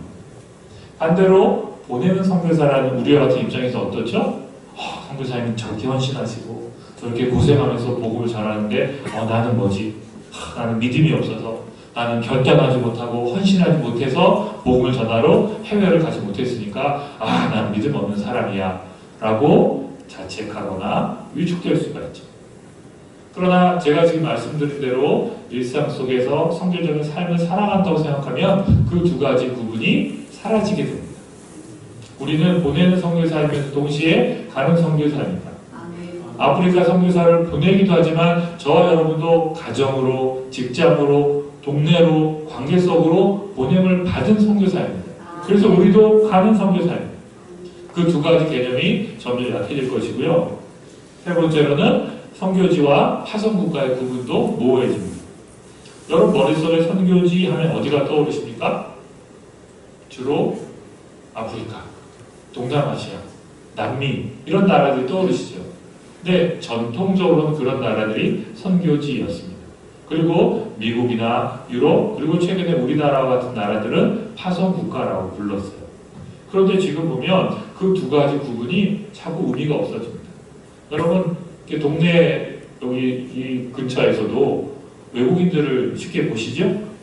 네, 일하러 오신 분들도 있고 여행하러 오신 분들도 있고 취업 때문에 오신 분들도 있어요. 옛날에는 외국 사람 만나려면 우리가 비행기 타고 한참 가서 복음을 전해야 했는데 이제는 문만 열고 나가면 시내에서도 어렵지 않게 외국 사람들 만날 수 있는 시대가 되었어요. 이제 선교지와 파송국가를 구분해서 아 그래 아프리카에 우리나라나 미국에서 선교사를 보낸다라는 생각은 옛날 생각인 것입니다. 이제 우리나라 안에서도 복음을 전할 수 있고 선교를 해야 될 사람들이 우리를 찾아오고 있는 시대예요. 그래서 어려운 말로 모든 곳에서 모든 곳을 향하여 선교가 일어나고 있다는 것입니다. 그래서 옛날에 전 세계를 볼 때 지구의 북반구라고 하는 유럽과 미국 이런 나라들이 선교의 중심이었어요. 그래서 서양 백인들이 선교를 하고 나머지 국가들은 선교를 받는 나라라는 생각을 하고 있었어요. 그런데 하나님이 그걸 바꾸셔서 이제는 우리나라를 포함해서 인도나 나이지리아 같은 나라들도 선교사를 많이 보내고 있어요. 그래서 세계 선교의 중심이 북반구에서 남반구로 내려온 거예요. 이제 백인들이 서양인들이 중심이 아니라 우리와 같은 사람들, 아시안 혹은 아프리카 사람들도 선교를 하고 복음을 전하는 때가 되었다는 것입니다. 이제까지 우리 갖고 있던 전통적인 개념들이 점점 무너지고 깨어지고 있는 시대가 된 것입니다. 그래서 우리의 고정관념들을 내려놓을 필요가 있다는 말씀을 드립니다. 그래서 우리에게는 성경적인 삶을 살아야 될 거룩한 명령이 주어진 것입니다. 왜요? 이제는 우리도 대한민국 안에서도 외국 사람을 만날 수도 있고 복음을 알지 못하는 사람들에게 전도할 기회들이 많아지고 있기 때문입니다. 이런 시대의 변화에 맞춰서 우리들의 선교에 대한 생각들도 변해야 되지 않을까요? 다 보세요. 그래서 그런 고민들의 연장선상에서 앞에 말씀드린 것처럼 하나님이 누구신지에 대한 생각도 새롭게 깨닫게 된 것이 있는데 바로 하나님이 보내시는 분이라는 사실입니다. 그래서 선교학 용어로 미시오 데이라고 하는데요. 그것은 하나님의 보내심이라는 뜻입니다. 이것이 왜 중요합니까? 선교가 인간의 계획과 열정, 헌신으로 이루어진 것이 아니라는 사실 때문입니다. 이제까지 선교 그러면 선교사님들이 기도하고 은혜받고 헌신해서 놀라운 계획을 세우고 엄청난 프로젝트를 만들고 많은 돈을 모아서 가서 행하는 어떤 일, 어떤 사역으로만 생각됐죠. 중심이 어디에 있습니까? 사람에게 있습니다. 우리가 헌신하고 우리가 계획하고 우리가 실행하고 우리가 사역을 이루어낸다. 그럼 하나님은 어디 갔죠? 뒷전으로 밀려나 있었어요. 그러나 이런 개념들을 이해 안 되니까 어떻게 바뀝니까? 아, 선교는 무엇보다 하나님께서 우리를 보내시는 것으로 시작하는 것이다. 즉 인간의 중심이 아니라 하나님께 중심이 있다는 것을 깨닫게 되었습니다. 하나님이 우리를 보내신다. 하나님이 아프리카로도 선교사를 보내시지만 하나님 우리를 금곡동으로도 보내신다. 우리의 가정으로도 보내시고 우리 직장으로도 보내시고 우리가 만난 모든 사람들에게로 우리를 선교사로 보내신다. 이 사실을 깨닫게 되었다는 것입니다. 그래서 앞에 말씀드린 것처럼 하나님이 사랑 많고 은혜로우신 분이기도 하지만 동시에 오늘도 우리를 보내시는 하나님이라는 사실을 기억하게 되는 것입니다. 그래서 하나님에 대한 이해가 넓어지면서 하나님이 선교하신 하나님이라는 것을 깨닫고 그 앞에서 우리가 하나님의 백성이잖아요. 왕이신 그분이 우리를 보내시기 때문에 백성인 우리는 당연히 그 보내심을 받아 나아갈 수밖에 없다는 것이죠. 우리 자신에 대한 이해가 새로워지고 더 나아가서 하나님이 선교적인 본성을 지니신 분이기 때문에 하나님의 형상대로 지음받은 우리는 우리의 본성 속에 선교가 들어가 있다는 새로운 인간 이해까지 이르게 되었다는 것입니다. 즉 선교가 어떤 일로서 존재하는 것이 아니라 우리의 본성에 해당하는 것이고 하나님께서 주도권을 갖고 계시다는 것입니다. 그래서 이제 어떤 선교단체는 크리에이션 케어라고 해서 피조 세계를 돌보는 사역을 하고 있습니다. 쉽게 말하면 환경과 생태를 위한 일을 선교단체가 하고 있습니다. 여러분 잘 이해가 되십니까? 환경을 보호하는 것, 쓰레기를 버리지 않는 것, 대중교통을 이용하는 것, 텀블러를 사용하는 것들이 선교랑 어떻게 연결이 될까요? 마지막에 나와 있는 것처럼 하나님께서 선교를 하실 때 인간의 영혼만 구원하시는 것이 아니라 모든 피조 세계를 회복하기 원하십니다. 로마서의 말씀처럼 우리의 죄 때문에 모든 피조 세계가 신음하고 있다고 사도 바울이 말하지 않았습니까? 그것처럼 오늘날 우리가 경험하는 기후 위기가 대표적인 현상인데 여러분 엊그저께 제가 아내와 산책을 하려고 저희 동네 공원을 걷고 있었는데 세상에 뭐가 피었나는 줄 아십니까? 철쭉이 피었어요. 11월인데 이게 무슨 일이죠? 철쭉은 왜 피했을까요? 날씨가 따뜻하니까 봄인 줄 알고 이 녀석이 꽃봉오리를 터뜨리고. 근데 이게 누구의 잘못일까요? 철쭉의 잘못일까요? 우리의 잘못일까요? 저는 우리의 잘못이라 생각합니다. 인간이 더 많은 개발을 하고 자연을 훼손하고 자원을 무제한대로 써대서 아프리카에서는 홍수가 나고 추운 북극에서는 얼음이 다 녹아서 곰들이 살 곳이 없고 그 노가지 바닷물이 높아지면서 인도네시아 섬들은 잠기고 있는 시대. 여러분, 우리가 코로나 상난을 겪으면서 깨달은 게 분명히 있죠? 코로나 때 아주 심각하게 코로나 번졌을 때 모든 사람들이 이동을 못하고 다 머물러 있었잖아요. 직장도 못 가고 공장도 안 돌아가고. 그랬을 때 어떻게 됐죠? 첫 번째로 공기의 질이 좋아졌죠. 중국을 포함해서 전 세계 공기질이 확 좋아졌어요. 즉 인간의 탐욕스러운 활동이 사라지고 잦아들자 생태계의 생명들이 살아난다. 그 선교단체는 이런 관점에서 하나님께서 창조하신 피조세계 전체, 이 지구와 우주세계 전체가 하나님이 원래 창조하셨던 그 아름다운 모습을 회복하는 것이 선교의 한 가지 중요한 영역이다. 이렇게 믿는 것입니다. 그래서 그 선교단체 회의할 때는 절대 일회용 컵이나 일회용 플라스틱 용기를 쓰지 않습니다. 텀블러를 가져오게 하거나 아니면 이런 먹이장에 담아서 주고 나중에 설거지를 합니다. 그런 것들을 철저하게 지켜서 세상과 환경을 함께 살려내는 것이 하나님의 선교에 동참하는 일이라는 것입니다. 그래서 우리가 왜 환경을 돌보고 자원을 아끼고 대중교통을 이용해야 합니까? 여러 가지 건강, 경제적인 면 다 있지만 오늘 말씀에 비춰보면 하나님이 우리에게 그 일을 맡기셨기 때문이에요. 하나님이 천지를 창조하신 후에 아담에게 모든 동물의 이름을 지키게 하셨죠? 그리고 아담을 그것을 돌보는 청지기로 세워주셨어요.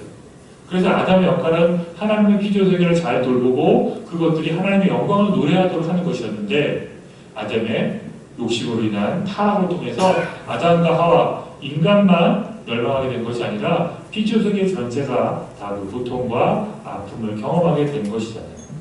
이게 예수님께서 오셔서 그것을 회복하셨다면 이제 예수님의 부탁을 받고 파송을 받은 우리가 피조세계, 이 자연과 생태 환경들 모두를 살리고 회복하는 일에 나서야 한다는 것입니다. 그래서 우리가 쓰레기를 주술 때 선교하는 것입니다. 일회용을 사용하지 않을 때 하나님의 선교에 참여하는 것입니다. 대중교통을 활용하고 자동차 사용을 줄일 때 하나님 기뻐하시는 피조세계 회복을 돕는 일이 될 수 있다는 것입니다. 다음 보세요. 그래서 제가 드리고자 하는 얘기가 그 감동적인 교회 중에 하나인 뻥페따입니다. 이 교회는 태국 북부 치앙마이라는 곳에 있는 카렌족이라는 소수 부족의 교회입니다. 이 교회는 약 수십 년 전에 미국에서 한 여자 선교사님이 들어가서 사역을 하셨어요. 근데 그 마을에서 5년 넘게 사역했는데 단 한 명의 크리스찬도 얻지 못한 거예요. 그리고 이 선교사님들은 너무 힘들고 낙심이 되어서 우리가 잘못 왔나 보다. 하나님의 선교가 실패했구나 하고 선교단체랑 합의해서 철수했어요. 돌아가 버리셨어요. 그런데 그때 그 마을에서 이 선교사님들이 돌아가게 만들었던 제일 큰 원인은 무당이었어요. 그 마을에 무당이 있었는데 마을에 소들이 죽는 전염병이 돌자 무당이 뭐라고 했냐면 저 백인 여자가 이 마을에 살기 때문에 흉년이 들고 소가 죽는 것이다. 그러니까 사람들은 이 흉년이 들고 소가 죽으니까 어떻게라도 해보려고 그냥 그 백인 여자를 계속 핍박해서 쫓아내려고 했거든요. 근데 선교사님이 안 나가고 이제 버텼는데 결국 선교사님도 오래 못 버티고 물러나게 됐어요. 그래서 무당이 이제는 흉년이 안 들고 소도 가축도 안 죽고 잘 될 것이다. 큰 소를 쳤는데 웬걸요? 할수록 더 흉년이 심해집니다. 그래서 마을 사람들이 무당에 대한 신뢰를 잃어버렸는데 그러고 있다 얼마 후에 그 마을에 그 아까 철수한 여자 선교사님이 복음을 전했던 사람들 가운데 한 명, 두 명씩 예수를 믿게 됩니다. 이 무당이 틀렸구나. 무당이 잘못됐구나를 깨달으면서 그 서양에서 온 미국 여자가 전했던 하나님이 뭐지? 하고 다시 관심을 갖게 되면서 자연스럽게 예수를 믿는 가정이 생겨났어요. 그래서 약 10가정 정도가 예수를 믿게 되었다. 근데 무당이 그 10가정을 눈의 가시같이 생각한 것이죠. 그래서 계속 그 가정을 몰아내기 위해서 마을 주민들을 선동했습니다. 야, 우리가 행복하게 잘 살기 위해서는 저 예수 믿는 것들을 쫓아내야 된다. 그렇지 않으면 우리 또 흉년이 들고 또 서가 죽을 것이다. 그럼 마을 사람들도 그 말에 겁을 먹고 이 사람들을 핍박하는 거예요. 근데 10가정의 크리스찬들이 정부 당국, 즉 동사무소 직원, 그 동네에서는 이제 행정 직원들이 되게 중요한 권세가 있거든요. 거기에 중재를 요청했어요. 그래서 이 공무원이 나와서 양쪽 조사를 해봤어요. 필요가 뭐냐? 그랬더니 마을에서는 이 사람을 쫓아내려고 하는 것이었어요. 그래서 공무원이 중재했어요. 3가지 중에 하나를 해라. 첫 번째, 예수를 믿지 마라. 두 번째, 마을을 떠나서 이사를 가라. 세 번째, 이 마을에서 제사를 드릴 때 필요한 소 1마리를 너희들이 사주는 것으로 합의를 해라. 근데 첫 번째, 두 번째는 다 무당이나 마을 사람들이 원하는 것이었기 때문에 이 10명의 성도들은 가난하지만 어쩔 수 없이 돈을 모으고 빚을 내서 소 한 마리 살 값을 내놓은 거예요. 그래서 무당이 이제 자기도 완벽히 이기지 못했지만 잘됐다고서 구슬해서 저놈들 마저대에 쫓아야지 했는데 얼마 있다가 그 무당이 죽어버린 거예요. 그래서 사람들은 깨달았죠. 이거 뭔가 이상하다. 그리고 이 10명의 성도들이 어렵게 가난한데도 돈을 모아준 거, 그리고 마을에 해를 끼치지 않은 것을 깨닫게 되면서 마을 사람들이 변화가 됐어요. 그래서 그 소를 살려고 냈던 그 돈을 가지고 성도들이 세운 교회가 바로 저 험배땅의 교회입니다. 마을 입구에 교회를 세웠고 그로부터 크리스찬들이 1명, 2명씩 생겨나서 지금 저 교회가 수십 명의 카렌족이 예배드리는 교회가 된 것입니다. 길게 말씀드렸지만 이 일 가운데 서양 선교사님과 선교단체는 실패했다고 믿고 철수했잖아요. 돌아가 버렸어요. 하지만 그로부터 시간이 흐를수록 오히려 하나님의 선교는 흥왕해서 그 가정이 자발적으로 예수를 믿게 되고 10가정이 모이게 되고 마을 사람들을 변화시켜서 무당은 오히려 내쫓고 그 마을에 하나님의 교회를 세우는 역사들이 일어났습니다. 여러분, 이 선교는 누가 한 것입니까? 하나님께서 하신 것입니다. 선교사도, 선교단체도, 심지어 선교사들까지도 다 포기하고 우린 실패했어 하고 좌절하고 낙심하고 돌아갔지만 하나님은 실패하지 않으셨습니다. 하나님의 부르심은 오늘도 역사하고 있습니다. 제가 저 교회 가서 예배를 드릴 때 너무 감격스럽더라고요.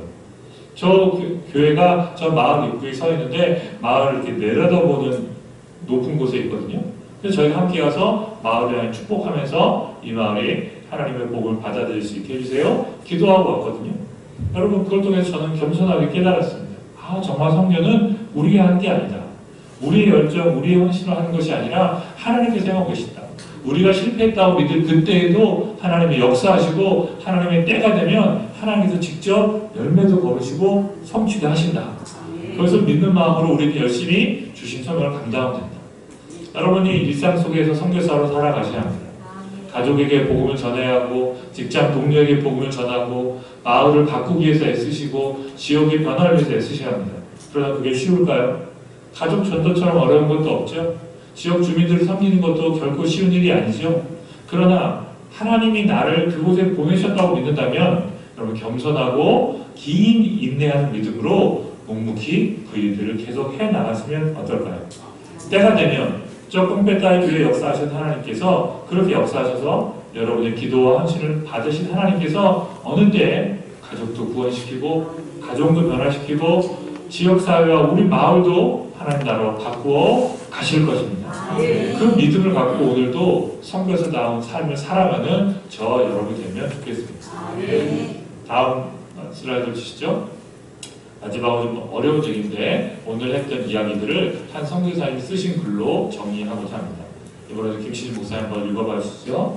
선교는 하나님의 활동이나 행하신 이전에 삼위 하나님의 본성이다. 하나님의 선교는 하나님의 존재하심에서부터 아들을 보내시기로 결정하시고 내어주신 하나님의 본성 안에서의 행동이시고 관점이다. 네, 심지어 이 선교사님은 선교가 하나님의 활동, 역사도 아니라는 거예요. 그럼 뭐죠? 하나님의 본성이라는 거예요. 하나님은 원래 그런 분이라는 거예요. 그래서 우리를 보내시는 것이 하나님의 본성에 속한 것이니까 우리는 당연히 보냄을 받은 존재로 지음받았고, 그래서 우리는 하나님의 보내심 받아서 가야 한다는 것이죠. 다음 주세요. 계속 읽어주십시오. 따라서 하나님의 본성은 선교이다. 인간이나 교회가 드러내는 열정적 목표나 성취 과업이 아니다. 선교는 하나님의 선교이다. 선교는 하나님으로부터 나온 것이다. 하나님의 DNA를 갖는 것이다. 이는 바로 being missional, 즉 선교적 존재가 되는 것이다. 네, 하나님의 본성이 선교예요. 우리가 삼위일체 하나님, 성부, 성자, 성령으로 하나이신 하나님이 어떤 존재인지는 잘 모르잖아요. 인간이 어찌 하나님 다 이해할 수 있겠습니까? 그러나 알 수 있는 한 가지, 여러 가지 중에 한 가지는 하나님이 삼위일체가 서로 보내신다는, 하나님께서 아들 예수님을 이 땅에 보내주셨죠. 예수님이 부활 승천하시면서 보혜사 성령님을 보내주셨습니다. 그리고 그 예수님께서 오늘 저와 여러분을 보내고 계십니다. 그래서 오늘 설교 제목처럼 하나님은 어떤 분이시라고요? 보내시는 하나님이십니다. 여러분은 어디로 가야 합니까? 여러분의 가정, 여러분의 직장, 여러분의 관계들, 만남들, 삶의 모든 곳으로 하나님 여러분을 보내고 계십니다. 그 보내심을 받아서 저 문을 나가는 순간 선교사로서의 삶을 사는 것입니다. 지금 이곳에서는 예배자로 하나님 예배하고 계시죠? 저 문을 나가서 교회를 떠나는 순간 여러분은 선교사로서 발걸음을 내딛는 것입니다. 그리고 다음 주 되면 돌아와서 다시 이곳에서 예배자로 하나님을 예배하면서 나의 일상 속에서 하나님이 어떤 선교를 행하셨는지를 고백하고 감사하고 찬양드리고 그 가운데 드러난 부족함과 연약함들을 간구하면서 또 나의 죄와 허물들을 깨닫게 하셨다면 회개하면서 예배를 드리는 것입니다. 그리고 다시 힘을 얻어서 예배의 마지막 순서가 뭐죠? 위탁과 파송입니다. 말씀을 들은 성도들이 저 세상을 섬기도록 하는 것이 위탁과 파송 순서이고, 그래서 그것이 예배의 마지막 순서에 있는 이유입니다. 말씀을 들은 사람, 하나님의 보내심을 받은 성도들이 나갈 때 그 위탁과 파송의 의미가 있는 것입니다. 주보에도 보면 마지막 축도라고 되어 있죠. 이 축도는 어떨 때 효력이 있습니까? 예배를 드리고 그 말씀대로 살겠다고 나가는 사람, 즉 하나님의 보내심을 받아 나가는 사람에게만 그 축도가 유효한 것입니다. 미국 교회에 용감이 있습니다. 강도들, 도둑들도 교회에서 축도할 때는 머리를 디밀고 축도를 받고 도망간답니다. 왜요? 그 정도로 복을 받고 싶은 거죠. 지나가다가도 축도할 시간이 됐어? 그럼 문 열고 머리 디밀고 아멘 하고 도망간대요. 농담처럼 말하지만 그것이 의미가 있을까요? 전혀 없습니다. 그의 삶은 도둑인데 하나님이 주시는 복이 그에게 임할 이유가 없습니다. 여러분의 삶이 선교사이기 때문에 이 축도가 의미가 있는 것입니다. 여러분이 예배를 잘 드리고 예배해 주셨던 말씀과 감동과 은혜를 가지고 나가서 가족과 이웃과 친구와 세상을 섬기는 선교사로 살아갈 때 하나님의, 예수님의, 성령님의 은혜가 여러분에게 유효하게 될 것입니다. 말씀을 정리합니다. 예수님은 부활하신 후 만난 제자들에게 첫 번째로 하신 말씀이 아버지께서 나를 보내셨다 라고 말씀하시면서 나도 너희를 보낸다. 우리가 잊어버리고 놓치기 쉽지만 하나님은 바로 우리를 보내시는 하나님이십니다. 그래서 그 하나님의 보내심에 순종하는 마음으로 이제 여러분은 기도하셔야 합니다. 누구에게, 어떤 사람에게, 어디에 가서 어떻게 복음을 전할 것인가, 어떻게 하나님 사랑을 나눌 것인가, 하나님의 은혜를 전할 것인가, 하나님 나라가 그곳에 임하도록 나 자신을 헌신할 것인가, 그 결단과 다짐이 여러분 가운데 일어나기를 바랍니다. 그럴 때 여러분과 함께하신 하나님께서 한 주간의 삶을 선교사로 살게 하실 것이고, 그래서 여러분의 삶을 통해서 하나님 나라가 여러분 삶의 현장에서 이루어지는 놀라운 은혜가 있을 것이라 믿습니다. 제가 기도하겠습니다. 거룩하신 하나님, 우리를 보내시는 아버지, 하나님께서 우리를 보내신 분임을 다시 깨닫고 겸손하고 진실한 마음으로 하나님의 보내심에 순종하고자 합니다. 사랑하는 희락교회 모든 성도들이 하나님의 보내심을 받은 선교사임을 깨닫고 자신의 가정과 삶의 터전, 그 모든 곳에서 만나는 이들에게 하나님의 말씀을, 사랑을, 은혜를, 무엇보다 하나님 나라를 전하며 선교사다운 삶을 살아낼 수 있도록 도와주시고 역사하여 주시옵소서. 감사드리며 우리를 보내주시는 예수 그리스도의 존귀한 이름으로 기도드리옵나이다. 네.